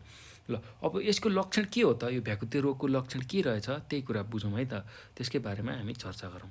ल यसको लक्षण के रहेछ भन्दा पहिलो लक्षण घाँटी दुख्ने र थुक निल्न गाह्रो हुने। घाँटी दुख्ने र थुक निल्न हामीलाई गाह्रो हुने। त्यसै गरी सास फेर्न गाह्रो हुने। एकदम पहिलो के हुने रहेछ, घाँटी दुखेर थुक निल्न गाह्रो हुने रहेछ। त्यसै गरी अर्को लक्षण यसको भनेको सास फेर्न गाह्रो हुने। त्यस्तै खानेकुरा निल्न समस्या हुने। हाम्रो घाँटी दुख्ने हुनाले खानेकुरा हामीलाई निल्न समस्या हुन्छ। त्यसै गरी साधारण ज्वरो आउने, थोरै हल्का ज्वरो आउने, र नाकबाट पानी बग्ने हो। यस्ता खालका लक्षण चाहिँ देखियो भने भाइ बहिनीहरू हामीले के बुझ्नुपर्छ, यो भ्याकुते रोगको लक्षण हो भनेर हामीले बुझ्नुपर्छ है त। ल अब यो पछि अब कसरी बच्ने त, भ्याकुते रोगबाट बच्ने उपायहरू के हो त्यसको बारेमा चर्चा गरौँ है त। ल अब यो भ्याकुते रोगबाट बच्न हामीले के गर्न सक्ने रहेछौँ भन्दा डिपिटीको खोप लगाउने, जुन डिपिटी खोप हुन्छ त्यो खोप हामीले लगाउनु पर्ने हुन्छ। त्यसै गरी पर्याप्त मात्रामा घाम आएको कोठामा बिरामीलाई राख्नुपर्छ। पर्याप्त मात्रामा घाम छिर्ने खालको जुन कोठा छ, अर्थात् घाम आउने खालको कोठामा हामीले बिरामीलाई राख्नुपर्ने रहेछ। त्यस्तै अब अर्को के उपाय अपनाउन सक्ने रहेछ भन्दा बिरामी राख्ने कोठा स्वच्छ र सफा हावा आउने बनाउनु पर्छ। ल बिरामी राख्ने कोठामा एकदम सफा र स्वच्छ हावा आउने बनाउनु पर्छ, त्यो काम हामीले गर्नुपर्छ है त। ल त्यसै गरी रोगीको खकार सिँगान आदि गाड्ने वा जलाउने गर्नुपर्छ। हामीले के गर्नुपर्छ, जो व्यक्तिलाई भ्याकुते रोग लागेको छ त्यसको खकार अथवा सिँगानलाई चाहिँ गाड्ने वा जलाउने गर्नुपर्छ। खाल्डो खनेर गाड्ने वा जलाउने गर्नुपर्छ। त्यसै गरी जो व्यक्तिलाई भ्याकुते रोग लागेको छ हो त्यो रोगीको कपडा, खेलौना वा भाँडाकुँडा तातो पानीमा धुनुपर्छ। ल हेर्नुहोस् त के गर्न सकिने रहेछ, जो व्यक्तिलाई भ्याकुते रोग लागेको छ हो त्यो रोगीको चाहिँ कपडा, खेलौना, भाँडाकुँडालाई चाहिँ हामीले तातो पानीले पखालेर सफा गर्नुपर्ने रहेछ। बिरामीलाई अरूसँग खेलाउनु हुँदैन। ल विशेष गरेर बालबालिकालाई लाग्ने रोग हो यो, र जो व्यक्ति अथवा जो बालबालिकालाई चाहिँ भ्याकुते रोग लागेको छ त्यो बालबालिकालाई चाहिँ अरू बच्चाहरूसँग खेलाउनु हुँदैन, नभए त्यो भ्याकुते रोग अरू स्वस्थ बालबालिकाहरूमा पनि सर्छ है त। त्यो हुने हुनाले हामीले जहिले पनि भ्याकुते रोग लागेको बच्चालाई छुट्टै राख्नुपर्छ। ल अब बिरामीलाई नजिकको स्वास्थ्य चौकीमा जचाउनुपर्छ। ल हेर्नुहोस् त बिरामीलाई नजिकैको स्वास्थ्य चौकीमा लगेर जचाउनु पर्छ र उपचार गर्नुपर्छ। ल यसरी चाहिँ हामी भ्याकुते रोगबाट बच्न सक्ने रहेछौँ। ल त्यो पछि अब हामी भाइ बहिनीहरू अर्को सरुवा रोगको बारेमा बुझौँ है त। ल अर्को सरुवा रोग के रहेछ भन्दा अर्को सरुवा रोग पोलियो रहेछ। ल पोलियो कसरी सर्छ र यसको लक्षणहरू के हो र यसबाट के कसरी बच्न सकिन्छ, हामी अब त्यही कुरा बुझ्न गइरहेछौँ है त। ल हेर्नुहोस् त भाइ बहिनीहरू, ल अब पोलियो विषाणुको सङ्क्रमणले गर्दा केटाकेटीमा हात तथा खुट्टा लुलो र कमजोर हुने रोग हो। ल के रहेछ, पोलियो केबाट लाग्ने रहेछ, पोलियो भाइरसबाट लाग्ने रहेछ, विषाणुबाट लाग्ने रहेछ। पोलियो भाइरसको सङ्क्रमण हुँदाखेरि केटाकेटीहरूमा हात गोडा लुलो हुने, कमजोर हुने जुन रोग छ त्यसलाई हामी पोलियो भन्ने रहेछौँ। र पोलियो रोगलाई केटाकेटीको प्यारालाइसिस पनि भनिन्छ। ल हेर्नुहोस् त हात गोडा लुलो कमजोर भयो भने त्यसलाई हामी प्यारालाइसिसको नाम दिने रहेछौँ। ल पोलियो रोगलाई हामी केटाकेटीको प्यारालाइसिस पनि भन्ने रहेछौँ। ल रोगीको सिँगान, खकार, दिसा पिसाब आदिबाट पोलियो रोग एक व्यक्तिबाट अर्को व्यक्तिमा सर्दछ। ल हेर्नुहोस् त के हुने रहेछ, जुन रोगीको सिँगान, खकार, दिसा पिसाब आदिबाट पोलियो रोग एक व्यक्तिबाट अर्को व्यक्तिमा सर्दै रहेछ। रोगीको सिँगान, खकार, दिसा पिसाब आदिबाट पोलियो रोग चाहिँ एक व्यक्तिबाट अर्को व्यक्तिमा सर्ने रहेछ। पोलियो रोग निको भए तापनि यसको दीर्घकालीन असरबाट व्यक्तिमा शारीरिक अपाङ्गता हुन सक्छ। ल हेर्नुहोस् त पोलियो रोग निको भइहाल्यो भने अब यसको दीर्घकालीन असरबाट हाम्रो शारीरिक अपाङ्गता हुन सक्छ। हाम्रो शरीरमा अपाङ्गताको लक्षणहरू, चिन्हहरू देखिन सक्छ। हात गोडा कमजोर हुने, लुलो हुने र अपाङ्ग हुने हुन्छ है त। ल यो कुरा हामीले बुझ्नुपर्छ। र अब पोलियो हुँदाखेरि कस्तो खालको लक्षण देखा पर्छ, पोलियो भाइरस हाम्रो शरीरमा प्रवेश गरेर सङ्क्रमण गर्दाखेरि कस्तो खालको लक्षण देखा पर्छ त्यसको बारेमा चर्चा गरौँ है त भाइ बहिनीहरू। ल हेर्नुहोस् त पहिलो चिज के हुने रहेछ भन्दाखेरि ज्वरो आउने, टाउको दुख्ने र बान्ता हुने। ल हेर्नुहोस् त के हुने रहेछ, ज्वरो आउने, टाउको दुख्ने र बान्ता हुने। ल पोलियोको पहिलो लक्षण के हुने रहेछ, ज्वरो आउने रहेछ, टाउको दुख्ने रहेछ र बान्ता आउने रहेछ। त्यस्तै गरेर बिरामी बच्चाको हात तथा खुट्टा कमजोर हुने र नचल्ने। ल जो बच्चाहरूलाई पोलियो लागेको छ उनीहरूको हात नचल्ने, हात गोडा कमजोर हुने र नचल्ने हुने रहेछ। त्यसै गरी मांसपेशीहरू पोल्ने र दुख्ने हुँदो रहेछ, मांसपेशीहरू दुख्ने र पोल्ने हुँदो रहेछ। त्यसै गरी सङ्क्रमित अङ्गहरू पातलो र सुक्खा हुने, जुन ठाउँमा सङ्क्रमण भएको छ, पोलियोको सङ्क्रमण भएको छ त्यो अङ्गहरू चाहिँ पातलो र सुक्खा हुँदै जाने हो। यस्तो खालको लक्षण चाहिँ पोलियो भाइरस हाम्रो शरीरमा प्रवेश गर्दाखेरि हुने रहेछ। ल अब कसरी बच्न सकिने रहेछ यो पोलियो भाइरसबाट, अब त्यसकै बारेमा चर्चा गरौँ है त भाइ बहिनीहरू। एकदम सजिलो छ, केही गाह्रो छैन। ल अब बच्ने उपायहरू, पोलियो भाइरसबाट बच्ने उपाय भनेको के रहेछ हेर्नु है त। बच्चा जन्मेको 6 महिनादेखि 1 वर्षभित्र 3 पटक पोलियोको थोपा खुवाउनुपर्छ। ल हेर्नुहोस् त, पोलियोको थोपा पाइन्छ र बच्चा जन्मेपछि 6 महिनादेखि 1 वर्षभित्र 3 पटक पोलियो थोपा खुवाउनुपर्छ। त्यसै गरी रोगीका सामग्री तातो पानीमा नधोई पुनः प्रयोग गर्नु हुँदैन। ल यो पनि सरुवा रोग भएको हुनाले रोगीको सामग्रीहरू जुन छ हो त्यो चाहिँ नधोइकन पुनः प्रयोग हामीले गर्न हुँदैन।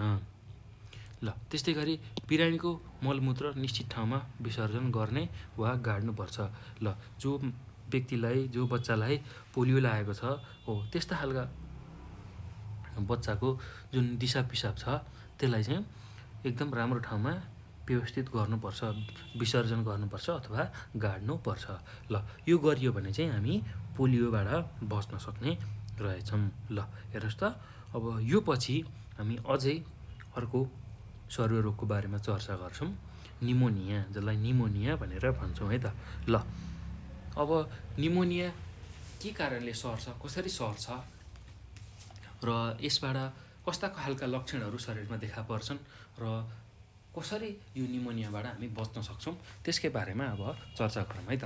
ल भाइ बहिनीहरू, एकदमै सजिलो छ यो विषय र रमाइलो पनि छ र हाम्रो जीवनमा काम लाग्ने जीवन उपयोगी कुराहरू यसमा रहेको हुनाले अब हामी यसलाई बुझौँ है त, यसको बारेमा छलफल गरौँ है त।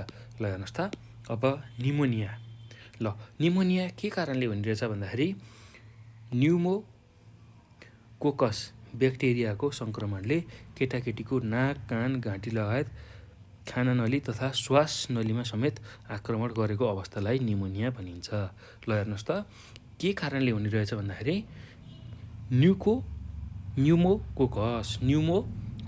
न्युमोकोकस भन्ने ब्याक्टेरियाले चाहिँ निमोनिया गराउने रहेछ। ल के रहेछ तपाईँहरूले बुझिसक्नुभयो, यसलाई फेरि दोहोऱ्याउँछु म। न्युमोकोकस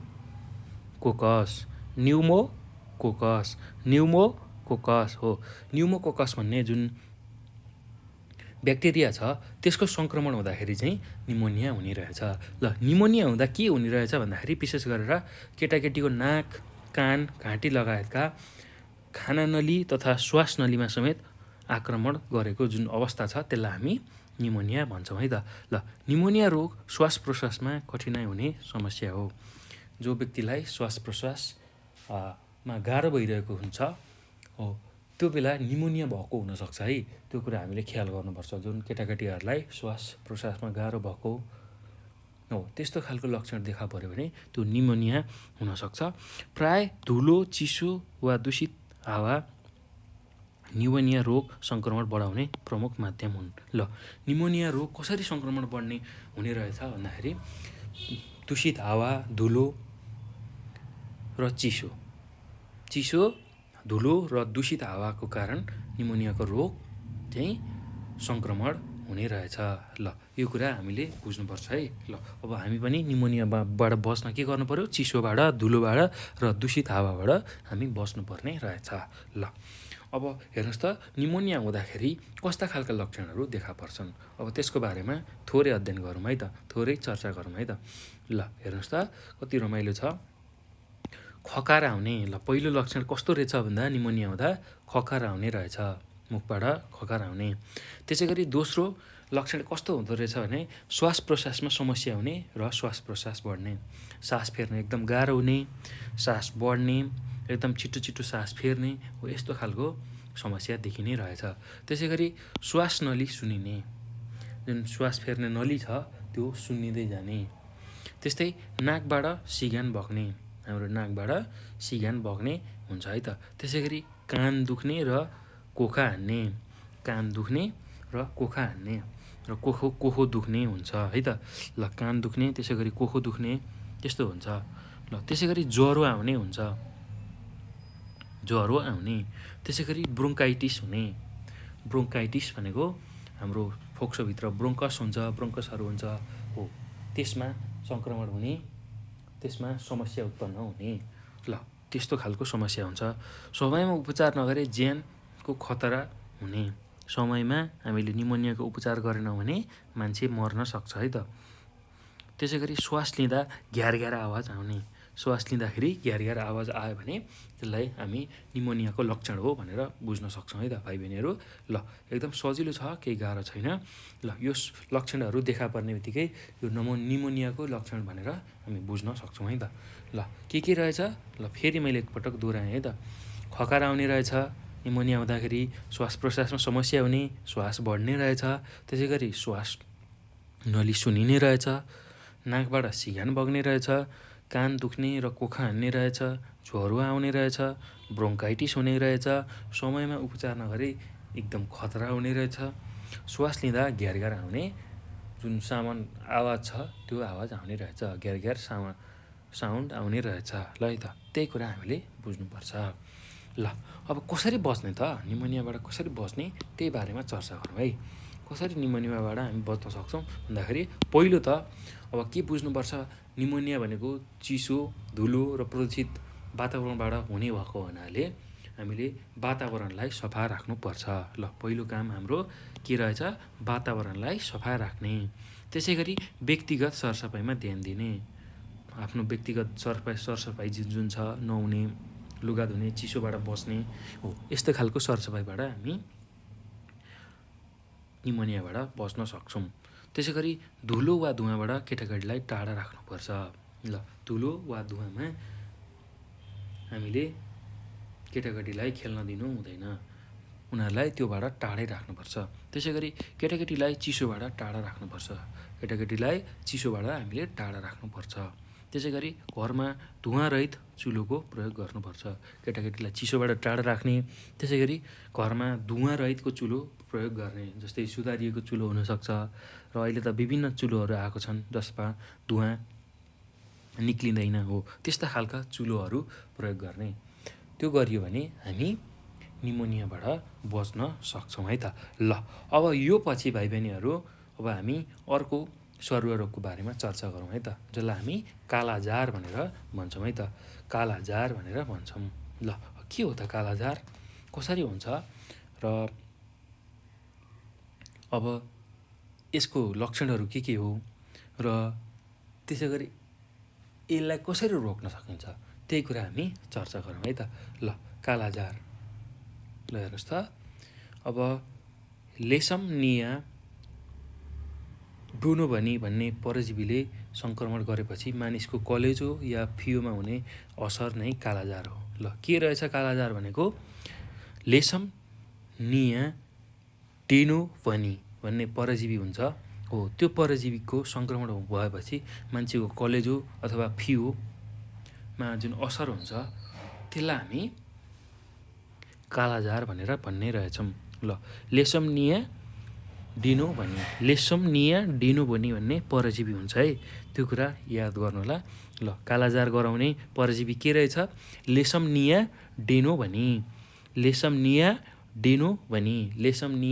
ब्रुनोभनी हो। यो परजीवीको सङ्क्रमण भएपछि हामीलाई कालाजार लाग्ने रहेछ र कालाजार लाग्दाखेरि मान्छेको कलेजो अथवा फियोमा असर हुने रहेछ।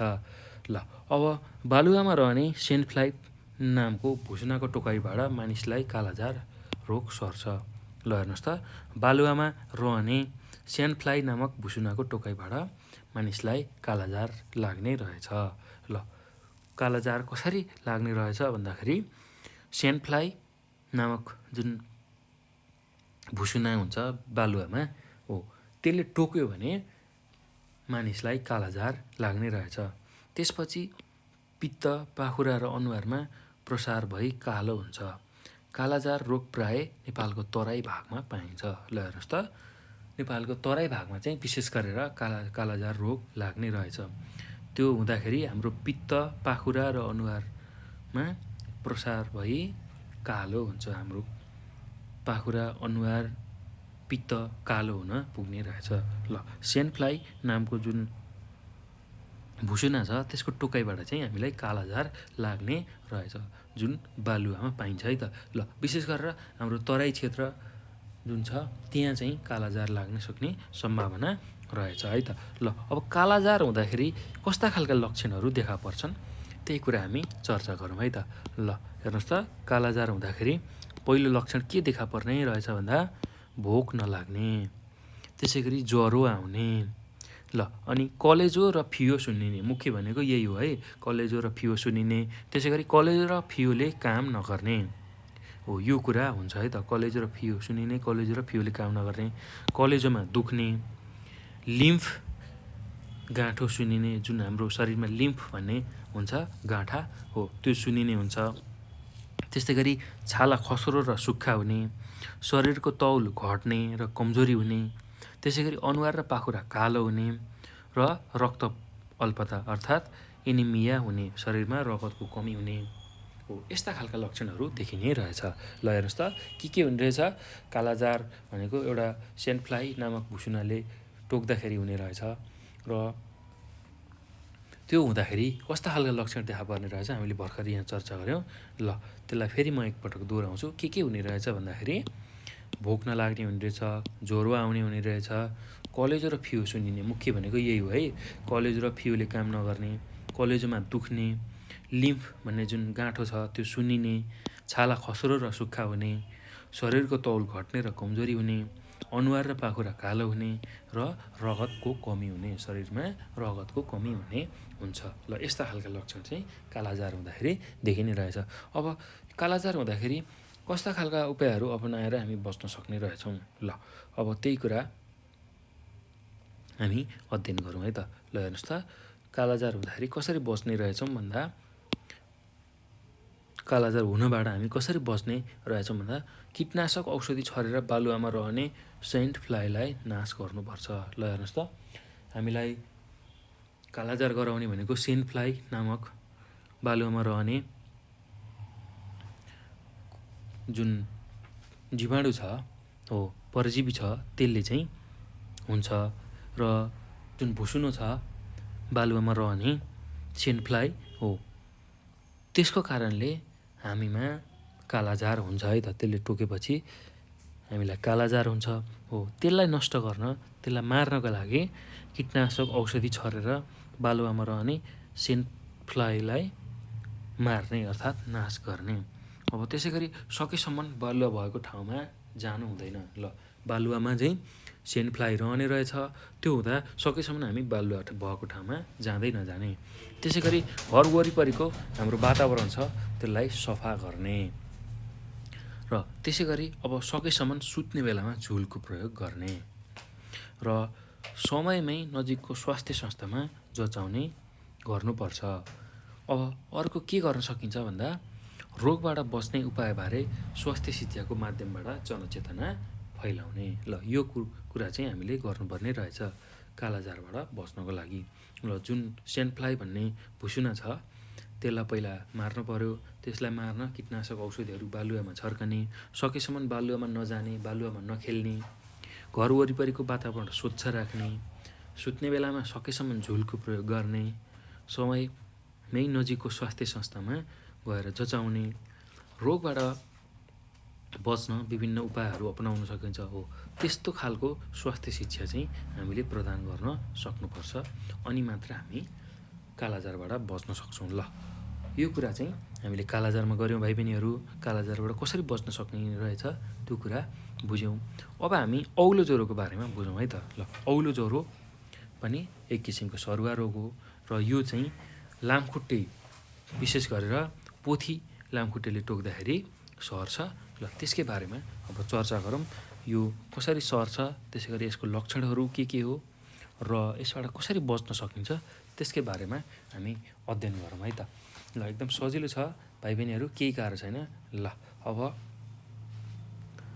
औलो ज्वरो जसलाई हामी अङ्ग्रेजीमा मलेरिया भन्छौँ है, मलेरिया भन्छौँ हो, त्यो मलेरिया लाग्दाखेरि के हुने रहेछ, त्यसको लक्षण के हुने रहेछ र त्योबाट कसरी बच्न सक्ने रहेछ, हामी त्यही कुरा चर्चा गरौँ। ल हेर्नुहोस् त, एनोफेलिज जातको पोथी लामखुट्टेले टोकेपछि मलेरियाका परजीवी सर्नाले मानिसलाई औलो ज्वरो सर्छ।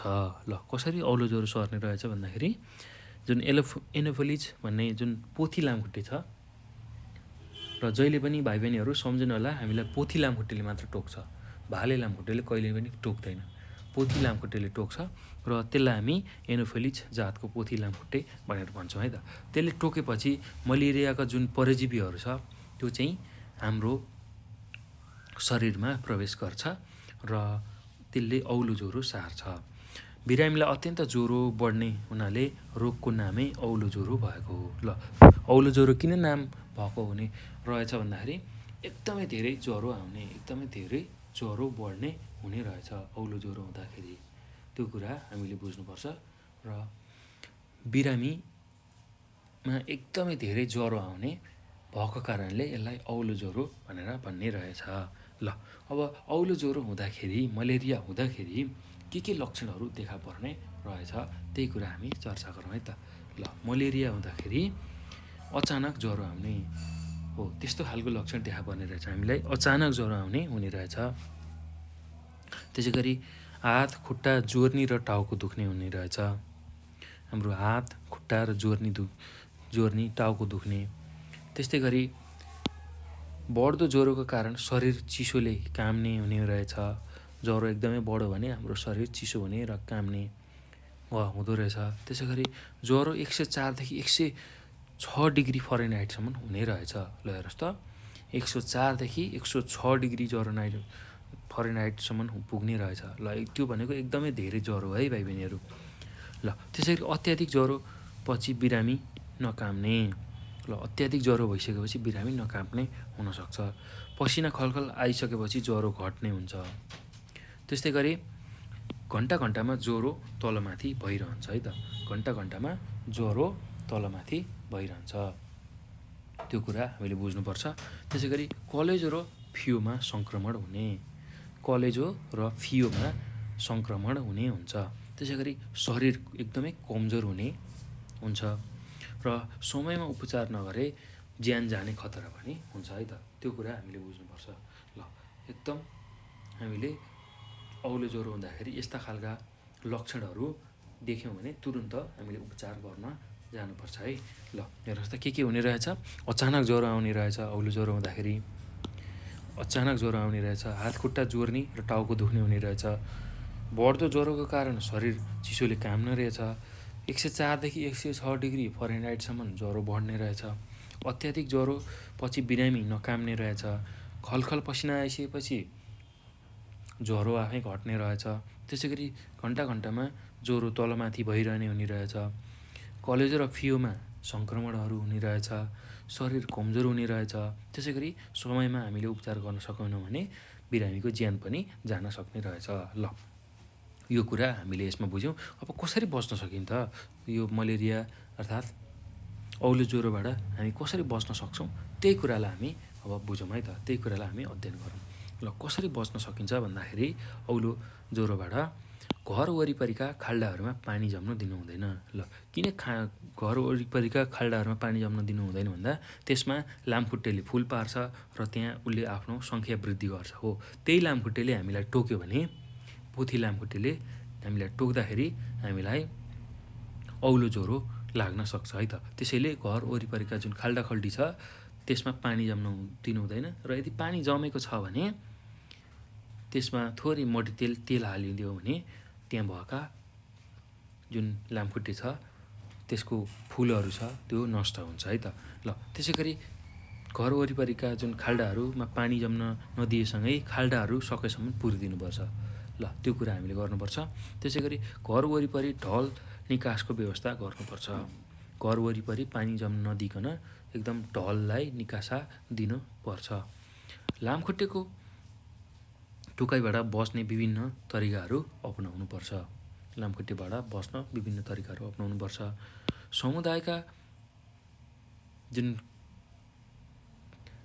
समुदायमा जुन पाइने कीटनाशक औषधिहरू छ त्यसलाई प्रयोग गरेर हामीले विभिन्न ठाउँमा छर्नुपर्छ। विभिन्न पानी जम्ने ठाउँमा हो त्यस्तो ठाउँमा समुदायमा जुन कीटनाशक औषधि पाइन्छ त्यही छर्कनुपर्छ। घरका झ्याल तथा ढोकाहरूमा जालीको व्यवस्था गर्नुपर्छ र सकेसम्म सुत्दाखेरि झुलको प्रयोग गर्नुपर्छ। त्यो पनि हामीले गर्नै पर्ने कुरा हो र समय समयमा रगतको परीक्षण गर्ने बानी बसाल्नुपर्छ। ल समय समयमा रगतको परीक्षण गर्ने बानी हामीले बसाल्नुपर्छ। तब मात्र हामी औलो ज्वरोबाट बच्न सक्छौँ। ल यसरी हामीले औलो ज्वरो कसरी लाग्ने रहेछ, त्यसको लक्षण के रहेछ र त्योबाट कसरी बच्न सकिने रहेछ भन्ने कुरा बुझ्यौँ है त। ल अब यो पछि हामी अर्को सरुवा रोग HIV एड्सको बारेमा चर्चा गर्छौँ। HIV एड्स ल यो कसरी लाग्ने रहेछ, यसको लक्षण के हो र यसबाट कसरी हामी बच्न सक्ने रहेछौँ हो त्यसकै बारेमा अब हामी चर्चा गरौँ है त। ल भाइ बहिनीहरू अब HIV एड्सको बारेमा हामी चर्चा गरौँ। त्यो कसरी लाग्ने रहेछ, त्यसको लक्षण के हुने रहेछ र त्यसबाट हामी कसरी बच्न सक्ने रहेछौँ। ल हेर्नुहोस् त भाइ बहिनीहरू, हामी पहिला HIV र एड्स भनेको के हो त्यसलाई थोरै बुझौँ है त। ल HIV र एड्सलाई हामी फुल फर्ममा ह्युमन इम्युनो डिफिसियन्सी भाइरस भनेर भन्छौँ र जुन HIV भनेर भन्छौँ र यो ह्युमन इम्युनो डिफिसियन्सी भाइरसको कारणले HIV लाग्छ र एड्स भनेको एक्वायर्ड इम्युन डिफिसियन्सी सिन्ड्रोम।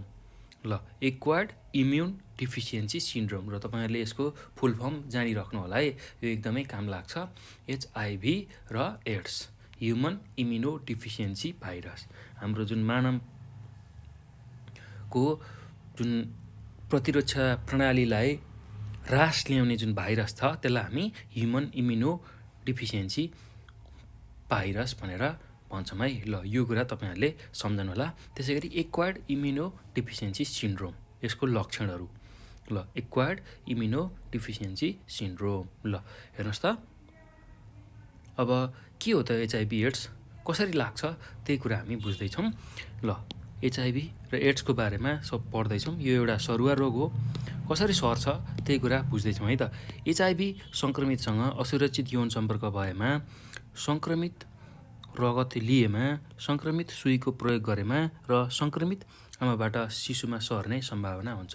ल हेर्नुहोस् त जुन HIVको कुरा गर्दैछौँ हामी, त्यो कसरी सर्ने रहेछ भन्दाखेरि असुरक्षित यौन सम्पर्क गरियो यदि कोही व्यक्तिलाई HIV लागेको छ र उसँग हामीले यौन सम्पर्क गरियौँ भने, त्यसै गरी त्यो HIV सङ्क्रमितको रगत हामीले लियौँ भने, त्यसै गरी HIV सङ्क्रमितले जुन सुई प्रयोग गरेको छ त्यो सुई हामीले प्रयोग गऱ्यौँ भने र सङ्क्रमित आमाबाट शिशुको जन्म भयो भने, HIV सङ्क्रमण लागेको आमाले शिशु जन्माइन् भने उसमा पनि त्यो सर्ने सम्भावना हुन्छ।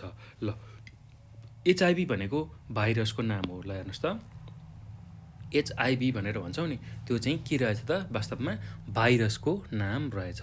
HIV भनेको भाइरसको नाम रहेछ। मानिसको शरीरमा रोग प्रतिरोध शक्ति कमजोर बनाउने भाइरस नै HIV हो। ल हेर्नुहोस् त मान्छेको जुन रोग प्रतिरोधात्मक क्षमता छ त्यसलाई चाहिँ कम ल्याउने अर्थात् कम बनाउने, कमजोर बनाउने हो त्यो खालको भाइरसलाई नै हामी HIV भनेर भन्ने रहेछौँ। मानिसको शरीरमा रोग प्रतिरोध गर्नको शक्ति जुन छ त्यसलाई कमजोर ल्याउने, कमजोर तुल्याउने हो त्यस्तो खालको भाइरसलाई नै हामी HIV भनेर भन्ने रहेछौँ। अङ्ग्रेजीमा यसलाई ह्युमन इम्युनो डिफिसियन्सी भाइरस भनेर भन्छौँ है त। अङ्ग्रेजीमा के भन्ने रहेछ यसलाई, ह्युमन इम्युनो डिफिसियन्सी भाइरस भनेर पनि भन्छौँ। ल शरीरमा यो भाइरस प्रवेश गरेर विभिन्न रोगका लक्षणहरू देखा पर्ने अवस्थालाई एड्स भनेर भन्छौँ है त। एड्सको पुरा रूप एक्वायर्ड इम्युनो डिफिसियन्सी सिन्ड्रोम हो। ल अब के रहेछ त भन्दाखेरि भाइरस रहेछ मेन HIV भनेको के रहेछ, एउटा भाइरस रहेछ। कस्तो खालको भाइरस? हाम्रो शरीरको जुन रोग प्रतिरोधात्मक क्षमता छ त्यसलाई चाहिँ कमजोर बनाउने खालको भाइरस रहेछ।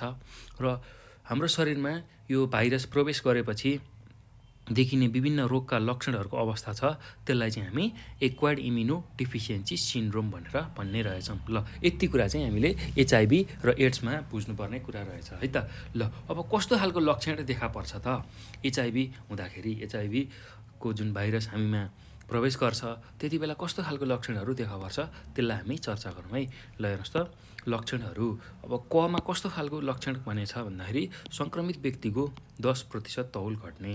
ल हेर्नुहोस् त अब एचआइभीको भाइरस हाम्रो शरीरमा प्रवेश गरेपछि कस्तो खालको लक्षण देखाएर पर्ने रहेछ भन्दा सङ्क्रमित व्यक्तिको 10% तौल घट्ने। जुन तौल छ घट्दै गएर 10% चाहिँ उसको शरीरको तौल घट्ने।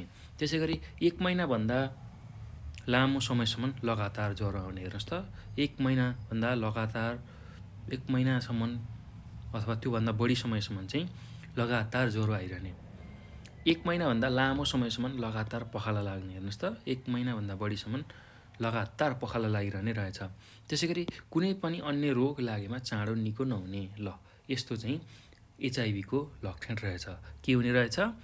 सङ्क्रमित व्यक्तिको 10% तौल घट्ने रहेछ। ल मैले फेरि दोहोऱ्याएँ यसलाई, सङ्क्रमित व्यक्तिको 10% तौल घट्ने रहेछ। त्यस्तै गरी 1 महिनाभन्दा लामो समयसम्म ज्वरो आउने रहेछ लगातार। त्यसै गरी 1 महिनाभन्दा लामो समयसम्म लगातार पखाला लाग्ने रहेछ र कुनै पनि अन्य रोग लागेमा हत्तपत्त ठिक नहुने रहेछ। ल यो चाहिँ एचआइभीको लक्षण रहेछ। ल अब एचआइभीबाट बच्न कस्तो खालको उपायहरू हामी अपनाउन सक्छौँ भन्दाखेरि अब त्यही विषय हामी चर्चा गरौँ है त। ल कसरी चाहिँ यो एचआइभीबाट बच्न सकिने रहेछ भन्दाखेरि कन्डम प्रयोग गरेर सुरक्षित यौन सम्पर्क गर्नुपर्छ। ल कन्डमको प्रयोग गरेर सुरक्षित तरिकाले यौन सम्पर्क गर्ने। ल त्यसै गरी परीक्षण गरेर मात्र रगत दिने र लिने गर्नुपर्छ। के गर्ने? परीक्षण गरेर मात्र रगत दिने र लिने गर्नुपर्छ। तपाईँहरूले रगत लिँदै हुनुहुन्छ कसैबाट भने उसमा पहिला परीक्षण गर्ने एचआइभीको भाइरस छ कि छैन त्यो कुरा, र तपाईँहरूले कसैलाई रगत दिँदै हुनुहुन्छ भने तपाईँको आफ्नो रगत पनि जाँचेर एचआइभीको भाइरस छ कि छैन त्यो हेरेर मात्रै रगत दिनुपर्ने हुन्छ है त। त्यसै गरी निर्मलीकृत सुईको मात्र प्रयोग गर्ने। जुन सुई हामीले प्रयोग गरिरहेका हुन्छौँ त्यसलाई चाहिँ एकदम सफा बनाएर मात्रै प्रयोग गर्ने। निर्मलीकृत सुईको मात्र प्रयोग गर्ने। ल एचआइभी एड्स भएकी गर्भवती महिलाले सकेसम्म बच्चा जन्माउनु हुँदैन। ल जो महिलालाई एचआइभी एड्स लागेको छ उसले चाहिँ सकभर बच्चा नजन्माउने, किनभने बच्चा उसले जन्मायो भने त्यो बच्चामा पनि एचआइभी एड्स लाग्न सक्छ है त। त्यो हुने हुनाले एचआइभी एड्स लागेको महिलाले सकभर बच्चै नजन्माउने। ल यो कुरा हामी गर्न सक्छौँ है त यसबाट बच्नको लागि। ल अब त्यस्तै अर्को सरुवा रोग छ भिरङ्गी, जसलाई हामी अङ्ग्रेजीमा सिफिल्स भनेर भन्छौँ है त। ल हेर्नुहोस् त भिरङ्गी। ल अब यो भिरङ्गी के हो, कसरी लाग्छ, यसका लक्षणहरू के हुन् र यसबाट बच्न हामीले के गर्न सकिन्छ त्यही कुराको बारेमा अब हामी चर्चा गर्ने छौँ है त। ल एकदम सजिलो छ भाइ बहिनीहरू, केही गाह्रो छैन। ल हेर्नुहोस् त भिरङ्गी। ल कसरी हुने रहेछ भिरङ्गी भन्दाखेरि सङ्क्रमित व्यक्तिसँग असुरक्षित यौन सम्पर्क हुँदा ट्रेपोनेमा प्यालिडम जीवाणुको सङ्क्रमणले लाग्ने रोगलाई भिरङ्गी भनिन्छ। ल हेर्नुहोस् त यो भिरङ्गी पनि कसरी लाग्ने रहेछ भन्दा असुरक्षित यौन सम्पर्कबाट लाग्ने रहेछ। र यसमा कुन चाहिँ जीवाणुको हात रहेछ भन्दाखेरि, कुन चाहिँ जीवाणुको कारणले यो रोग लाग्ने रहेछ भन्दाखेरि हेर्नुहोस् त ट्रेपोनेमा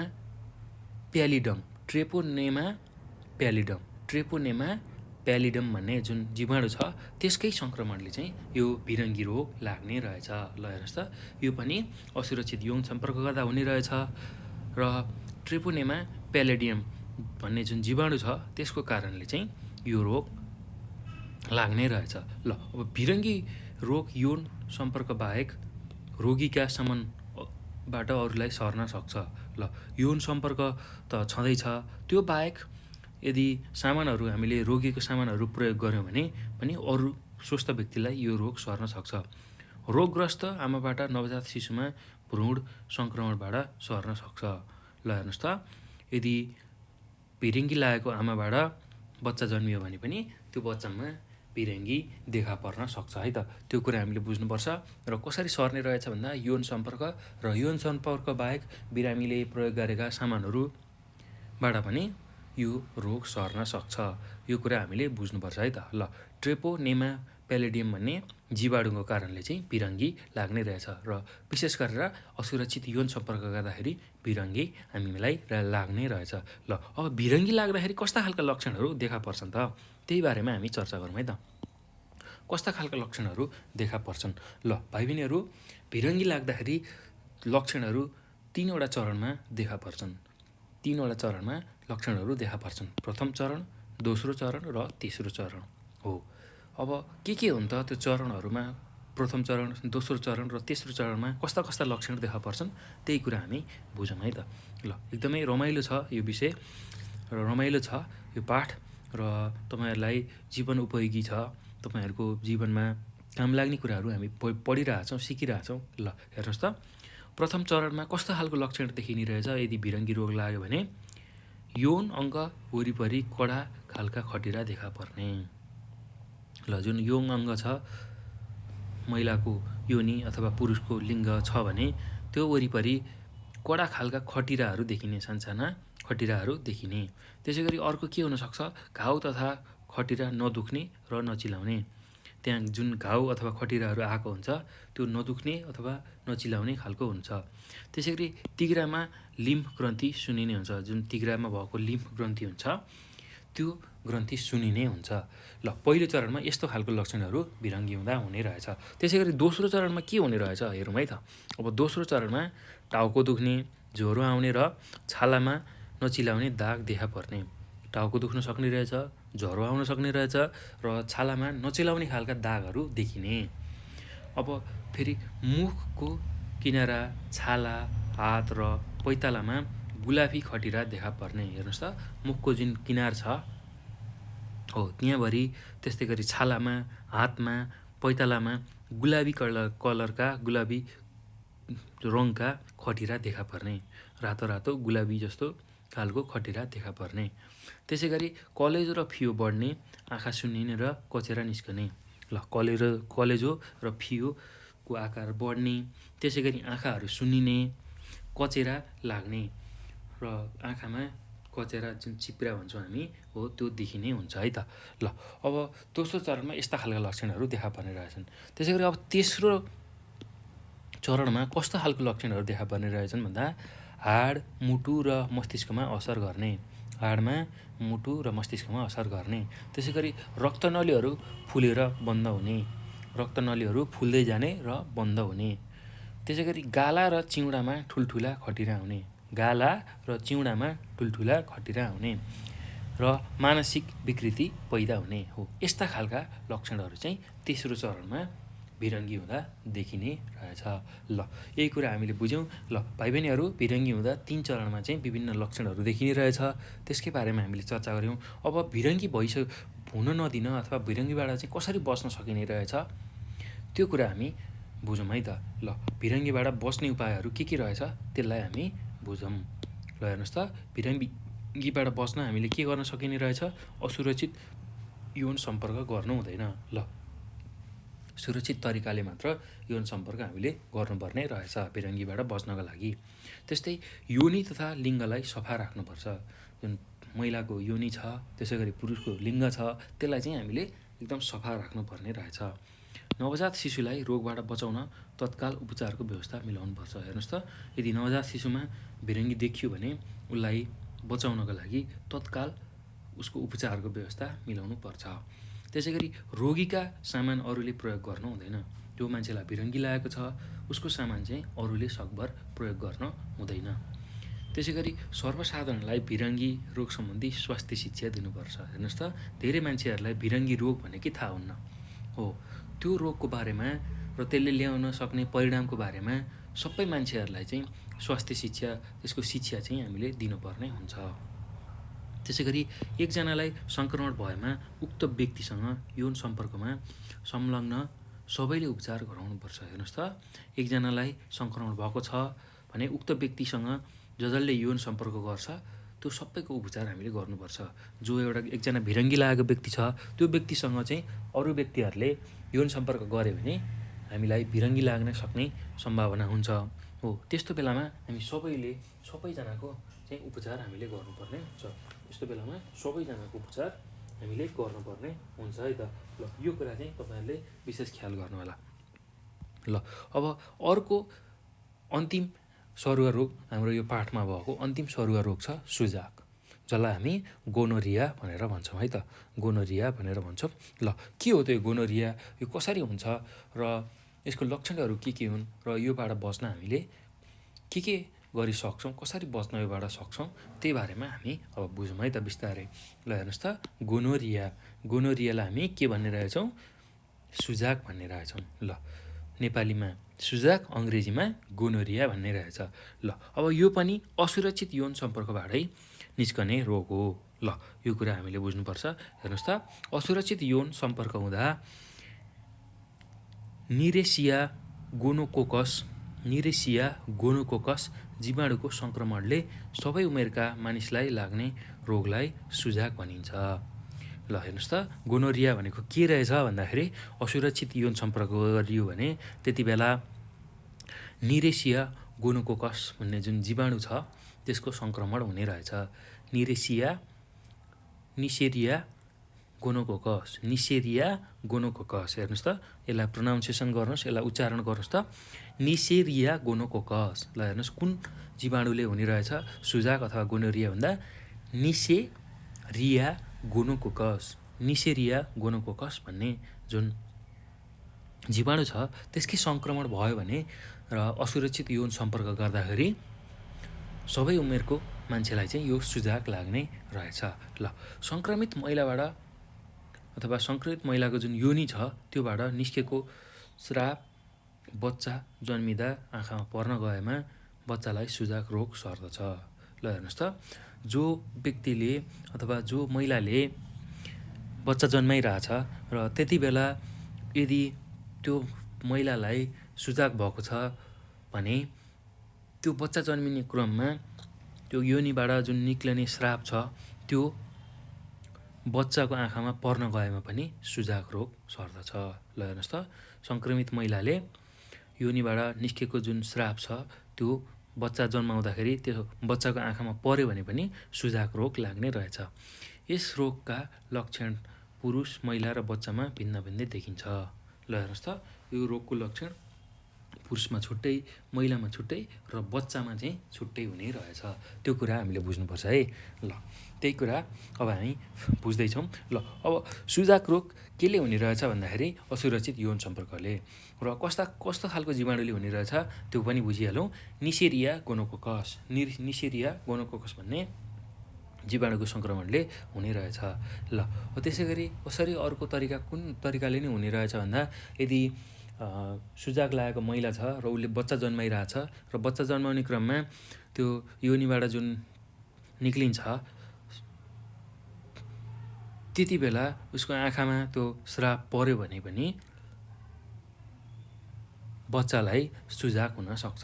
ल, अब बच्चा त्यसै गरी महिला र पुरुषमा चाहिँ यसको भिन्नै लक्षणहरू हुने रहेछ। ल, त्यो कुरा हामीले बुझ्नुपर्छ है त भाइ बहिनीहरू। ल, अब लक्षणको बारेमा कुरा गरौँ। अब यो सुजाक हुँदाखेरि कस्तो खालको लक्षणहरू देखा पर्छ त्यसकै बारेमा चर्चा गरौँ है त। ल, हेर्नुहोस् त, लक्षणहरू सुजाक हुँदाखेरि महिलामा छुट्टै, पुरुषमा छुट्टै र बच्चामा भिन्नै लक्षण देखा पर्ने रहेछ। अब त्यस्ता लक्षणहरू के हुन् त्यही कुरा बुझौँ है। ल, पिसाब पटक लाग्ने। ल, हेर्नुहोस् त, पटक पिसाब लाग्ने त्यस्तो खालको लक्षण देखिने रहेछ। त्यसै गरी पिसाबहरू पोल्ने। त्यसै गरी पिसाब सँगसँगै हल्का पहेँलो सेतो पिप निस्कने। ल, हेर्नुहोस् त, पिसाब सँगसँगै हल्का पहेँलो सेतो पिप निक्लने। छालामा राता दाना देखिने। यौन ग्रन्थि सुन्निने र चिलाउने। यौन ग्रन्थिहरू सुन्निने र चिलाउने हुनसक्छ है त। सुजाक हुँदाखेरि ल अब यो सुजाकबाट कसरी बच्न सकिन्छ, यसको बच्ने उपायहरू के हुन् त्यसकै बारेमा चर्चा गरौँ है त। ल सुजाकबाट बच्ने उपाय अर्थात् प्रिभेन्टिभ मेजर यसको के हो भन्दाखेरि हेर्नुहोस् त, हामीले के बुझ्नुपर्छ, असुरक्षित यौन सम्पर्क गर्नु हुँदैन। ल जहिले पनि सुरक्षित यौन सम्पर्क मात्रै गर्नुपर्छ, कन्डमहरूको प्रयोग गरेर मात्रै हामीले यौन सम्पर्क गर्नुपर्छ। त्यस्तै योनि तथा लिङ्गलाई सफा राख्नुपर्छ। जुन हाम्रो योनि तथा लिङ्ग छ त्यसलाई एकदम सफा राख्नुपर्छ। त्यस्तै गरी नवजात शिशुलाई रोगबाट बचाउन तत्काल उपचारको व्यवस्था गर्नुपर्छ। जुन बच्चा भर्खरै जन्मेको छ सङ्क्रमित आमाबाट हो, त्यस्ता बच्चाहरूलाई चाहिँ उपचार गर्न एकदम राम्रो व्यवस्था गर्नुपर्छ है त। त्यसै गरी रोगीका सामान अरूले प्रयोग गर्नु हुँदैन। जो व्यक्तिलाई सुजाक लागेको छ, गनरिया भएको छ हो, त्यो व्यक्तिले प्रयोग गरेको सामान चाहिँ अरू स्वस्थ व्यक्तिले सकभर प्रयोग गर्नु हुँदैन। सर्वसाधारणलाई सुजाक रोग सम्बन्धी स्वास्थ्य शिक्षा दिनुपर्छ र सबै सर्वसाधारणलाई सुजाक कस्तो खालको रोग हो, कसरी सर्छ, त्यो कुराहरू त्यस्तो खालको शिक्षा दिनुपर्छ। सुजाक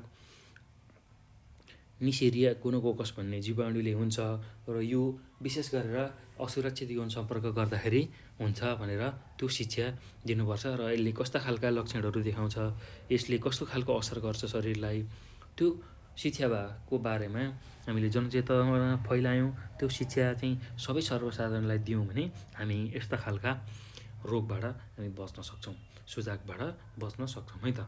ल यसरी भाइ बहिनीहरू हामीले आज रोगको सबै कुराहरू सिद्ध्यायौँ है त। यो पाठको सबै कुराहरू पढेर सक्यौँ। अब हामी क्रियाकलाप हेर्छौँ र यो पाठमा के कुराहरू बुझ्यौँ त्यो सार कुराहरूलाई पढ्छौँ, एकचोटि बुझ्छौँ, के कुराहरू सिक्यौँ त्यही कुराहरूलाई चर्चा गर्छौँ र यसमा रहेको अभ्यास जुन छ त्यो अभ्यासलाई पनि गर्छौँ है त। ल हामीले लगभग यो पाठ सकाइसकेका छौँ भाइ बहिनीहरू। अब थोरै कुरा मात्र बाँकी छ यसमा। हेर्नुहोस् त, क्रियाकलाप। ल अब क्रियाकलापमा के भनेको छ भन्दा, तिमी बसेको समुदायमा कुनै व्यक्तिलाई यौन रोग लागेको छ भने उनलाई कसरी मद्दत गर्न सक्छौ, कक्षामा साथीसँग छलफल गर।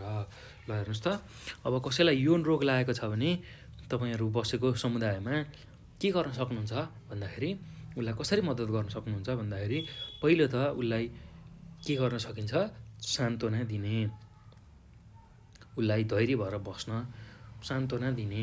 त्यसै गरी अर्को के गर्न सकिन्छ भन्दा, अर्को कुरा उसलाई तुरुन्त अस्पताल अथवा स्वास्थ्य चौकी लाने व्यवस्था गर्ने र उसलाई के भएको छ त्यो सबै जाँच गरेर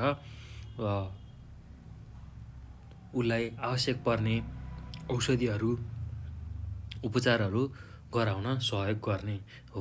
यसरी हामी कुनै पनि व्यक्तिलाई यौन रोग लागेको छ भने पहिला उसलाई सान्त्वना दिनुपर्छ।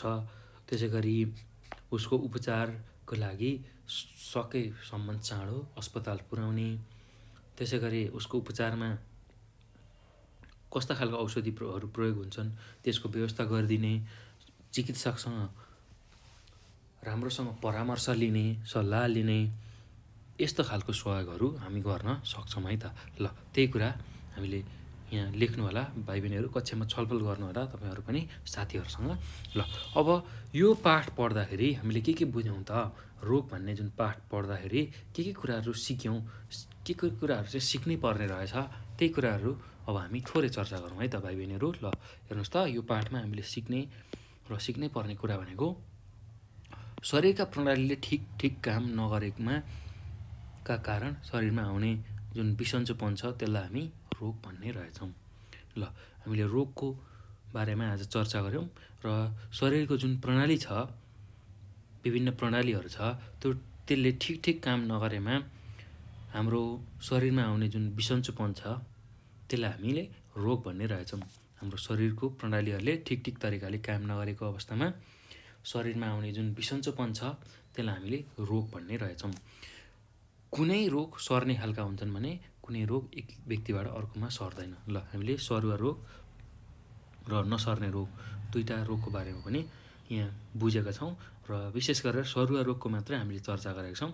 र नसर्ने रोग भनेको एक व्यक्तिबाट अर्कोमा नसर्ने र सर्ने खालको रोग भनेको कुनै एक व्यक्तिबाट सङ्क्रमित व्यक्तिबाट अर्को स्वस्थ व्यक्तिमा सर्ने खालको रोगलाई हामी सर्ने रोग भन्छौँ है त।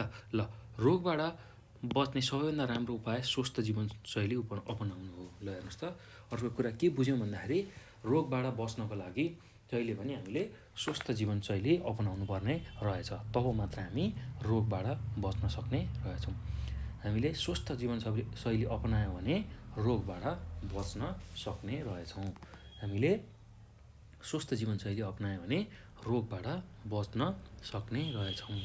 ल व्यक्तिगत सरसफाइ, वातावरणीय सरसफाइ, सन्तुलित भोजनको सेवन, शारीरिक व्यायाम तथा स्वच्छ आचरण जस्ता व्यवहारले हामीलाई रोग लाग्नबाट बचाउँछ।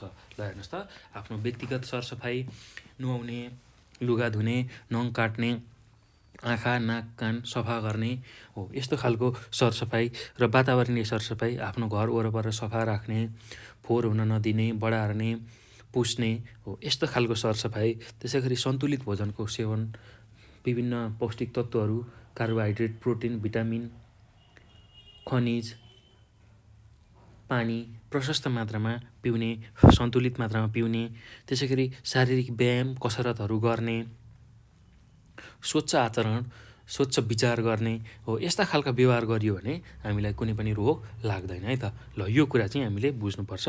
ल अब यो सँगसँगै भाइ बहिनीहरू अब हामी अघि अभ्यासमा जाउँ है त। हाम्रो पाठमा दिएको जुन अभ्यास छ त्यसको बारेमा चर्चा गरौँ। ल हेर्नुहोस् त अब क नम्बरमा दिएको छ तलका प्रश्नहरूको उत्तर छोटकरीमा लेख। ल अब हामीलाई यहाँ 5वटा प्रश्नहरू दिएको छ, त्यसकै उत्तर हामीले लेख्नुपर्छ है त। ल भाइ बहिनीहरू अब तपाईँहरू पनि कपी निकालेर पेन निकालेर रेडी भएर बस्नु होला। म यसको उत्तर भनिदिन्छु, तपाईँहरूले त्यसलाई कपीमा लेख्नु होला है। ल अब पहिलो हाम्रो प्रश्न छ सुजाक भएमा कस्ता कस्ता लक्षण देखा पर्छन्। ल सुजाक भनेको गोनरिया हो, त्यो भएमा कस्तो खालको लक्षण देखा पर्छ। ल त्यसलाई लेख्नुहोस् त। सुजाक भएमा अब कमा लेख्नुहोस्, पिसाब पटक पटक लाग्ने, पिसाब पटक पटक लाग्ने हुन्छ। त्यसै गरी पिसाब पोल्ने हुन्छ अर्को लक्षण। त्यसै गरी अर्को लक्षण पिसाबसँगै हल्का पहेँलो सेतो पिप निस्कने, यो तेस्रो बुँदामा लेख्नुहोस्। त्यसै गरी चौथो बुँदामा छालामा रातो दाना देखिने, छालामा रातो दाना देखिने हुन्छ है त। ल त्यसै गरी अब अर्को बुँदा लेख्नुहोस् त, यौन ग्रन्थि सुन्निने र चिलाउने हुन्छ, यौन ग्रन्थि सुन्निने र चिलाउने हुन्छ। ल यस्ता खालका लक्षणहरू सुजाक भएमा देखिने रहेछ। ल अब अर्को प्रश्न के छ भन्दा औलो रोग लागेको भने कसरी थाहा पाउन सकिन्छ। ल जुन औलो छ त्यो औलो रोग लागेको कसरी थाहा पाउन सकिन्छ भन्दाखेरि अब त्यसको लक्षणहरू थाहा भयो भने हामीले औलो रोग लागेको थाहा पाउन सक्छौँ है त। ल औलो रोग लागेको थाहा पाउन कसरी सकिन्छ भन्दाखेरि पहिलो लक्षण लेख्नुहोस् त कपीमा, अचानक ज्वरो आउने। ल अचानक ज्वरो आउने रहेछ पहिलो बुँदा। दोस्रो बुँदामा हात खुट्टा जोर्नी र टाउको दुख्ने, हात खुट्टा र जोर्नी सँगै टाउको दुख्ने। त्यसै गरी बढ्दो ज्वरोको कारण शरीरले कम्पन महसुस गर्ने, बढ्दो ज्वरोको कारण शरीरमा कम्पन हुने, त्यो लेख्न सक्नुहुन्छ। त्यसै गरी 104 देखि 106 डिग्री फरेनहाइटसम्म ज्वरो पुग्ने, 104 देखि 106 डिग्री फरेनहाइटसम्म ज्वरो पुग्ने। त्यसै गरी अर्को लेख्न सक्नुहुन्छ अर्को बुँदामा अत्याधिक ज्वरोपछि बिरामी नकाम्ने। ल त्यसपछि अर्को बुँदामा लेख्नुहोस् त पसिना खलखल आइसकेपछि ज्वरो घट्ने। र अर्को बुँदामा लेख्नुहोस् घन्टा घन्टामा ज्वरो तलमाथि भइरहने। त्यसै गरी अर्को बुँदामा कलेजो र फियोमा सङ्क्रमण हुने। ल फेरि अर्को बुँदामा लेख्नुहोस् शरीर कमजोर हुने। र त्यसै गरी समयमा उपचार नगरे ज्यानै जाने खतरा हुने। ल अब यस्तो खालको चाहिँ लक्षणहरू देखा पर्यो भने औलो रोग लागेको हामी बुझ्छौँ है त। ल अब कालाजार कस्तो खालको रोग हो त्यही कुरा हामी बुझौँ है त। कालाजार कस्तो खालको रोग हो त्यो लेख भनेको छ। ल कालाजार कस्तो खालको रोग भन्दाखेरि जुन भुसुना छ हाम्रो बालुवामा पाइने स्यान्ड फ्लाई भन्ने भुसुना छ, त्यो भुसुनाको टोकाइबाट लाग्ने रोग हो कालाजार। स्यान्ड फ्लाई नामक भुसुनाको टोकाइबाट मानिसलाई लाग्ने रोग हो र यो लेसमनिया टेनेभनी भन्ने परजीवीको सङ्क्रमणबाट हुने रोग हो, जसको कारण हाम्रो कलेजो र फियोमा असर पर्दछ। ल लेख्नुहोस् त, लेसमनिया र टोनेभनी भन्ने जुन परजीवी छ त्यसको सङ्क्रमणबाट हाम्रो कलेजो र फियोमा असर हुने रोग नै कालाजार हो। ल कालाजार केले गर्दा हुने रहेछ? स्यान्ड फ्लाई नामक भुसुनाको टोकाइबाट, जुन बालुवामा पाइन्छ है त। ल यही कुरा तपाईँहरूले लेख्न सक्नुहुन्छ। ल अब अर्को 4 नम्बरमा के सोधेको छ भन्दा अङ्कुशे जुका पेटभित्र कसरी पुग्छ वर्णन गर्नुहोस्। ल हामीले अङ्कुशे जुकाको बारेमा चर्चा गरिसकेका छौँ। त्यो पेटभित्र चाहिँ कसरी पुग्ने रहेछ भन्दाखेरि जब हामी खाली खुट्टा हिँड्छौँ, त्यो खाली खुट्टामा अङ्कुशे जुकाको जुन लाभा हुन्छ, साना साना फुल निक्लिसकेपछिको लाभाहरू हुन्छ, साना किरा हुन्छ, त्यो चाहिँ हाम्रो खुट्टाको औँलाको कापबाट शरीरभित्र पस्छ र त्यो बिस्तारै हाम्रो रक्त सञ्चार प्रणालीमा रक्त सञ्चारको माध्यमबाट हाम्रो फोक्सोसम्म पुग्छ र फोक्सोबाट श्वास नली हुँदै हाम्रो अन्न नलीमा आइपुग्छ। फोक्सोबाट श्वास नली हुँदै अन्न नलीमा आइपुग्छ र अन्न नलीबाट सिधै हाम्रो पेटमा पुग्छ। ल यसरी चाहिँ अङ्कुशे जुका मानिसको पेटभित्र पुग्ने रहेछ। ल यही कुरालाई तपाईँले लेख्न सक्नुहुन्छ है त। ल अब सरुवा रोग भनेको के हो, यसको 4वटा उदाहरण लेख्नुहोस्। ल हेर्नुहोस् त, सरुवा रोग भनेको एक व्यक्तिबाट अर्को व्यक्तिमा सजिलै सर्ने जुन रोग छ त्यसलाई हामी सरुवा रोग भनेर भन्छौँ। ल सरुवा रोग भन्ने बित्तिकै कुनै रोगी व्यक्ति वा जनावरबाट त्यसमा रहेको कीटाणुहरू एक रोगी व्यक्तिबाट निरोगी व्यक्तिमा पुग्छ भने, सर्छ भने हो, त्यस्तो खालको रोगलाई हामी सरुवा रोग भनेर भन्ने रहेछौँ। ल यसको उदाहरण भनेको टिटानस अर्थात् धनुष्टङ्कार हुनसक्छ, नाम्ले जुका हुनसक्छ, त्यसै गरी अङ्कुशे जुका हुनसक्छ, पोलियो हुनसक्छ, निमोनिया हुनसक्छ, त्यसै गरी औलो ज्वरो हुनसक्छ, त्यसै गरी कालाजार हुनसक्छ, HIV एड्स हुनसक्छ, भिरङ्गी हुनसक्छ, सुजाक हुनसक्छ। ल त्यो मध्येमा तपाईँहरूले जुनसुकै पनि लेख्न सक्नुहुन्छ है त। ल भाइ बहिनीहरू, यसरी हामीले यो पाठ र यसको अभ्यास सबै सकायौँ है त। ल अब तपाईँहरूले पनि यसलाई राम्रोसँग हेर्नुहोला, बुझ्नुहोला र कपीमा महत्त्वपूर्ण बुँदाहरूलाई टिपेर राख्नुहोला है, ताकि तपाईँहरूलाई परीक्षामा लेख्न सजिलो होस्, पढ्न सजिलो होस्। एकदम सजिलो छ, केही गाह्रो छैन। तपाईँहरूले यसलाई सकेसम्म बढी सुन्नुहोला, बुझ्नुहोला, हेर्नुहोला र तपाईँहरूलाई कुनै कन्फ्युजन भएमा हामीलाई आफ्नो जिज्ञासाहरू राख्न सक्नुहुन्छ। त्यसको लागि हाम्रो टेलिफोन नम्बर छ 9849595895। यो नम्बरमा हामीलाई कल गर्न सक्नुहुन्छ। त्यसै गरी नेपाल अनलाइन स्कुलको Facebook, WhatsApp, Instagram, Telegram, Viber, यसमा हामीलाई एड गरेर आफ्नो जिज्ञासा समस्याहरू राख्न सक्नुहुन्छ र हामी त्यसको समाधान तपाईँहरूलाई लिएर आउँछौँ है त। ल भाइ बहिनीहरू, राम्रोसँग पढ्नुहोला, यसलाई बुझ्नुहोला र हाम्रो जीवनसँग सम्बन्धित कुराहरू नै हामीले पढिरहेछौँ, हाम्रो जीवनमा काम लाग्ने कुराहरू नै हामी सिकिरहेछौँ। त्यसैले यसलाई ध्यानपूर्वक बुझ्नुहोला, सुन्नुहोला, सिक्नुहोला र यो हेरिसकेपछि, यो भिडियो हेरिसकेपछि आफ्नो साथीहरूलाई पनि यो भिडियो सेयर गर्नुहोला। साथै नेपाल अनलाइन स्कुलको युट्युब च्यानललाई सब्सक्राइब पनि गर्नुहोला है त।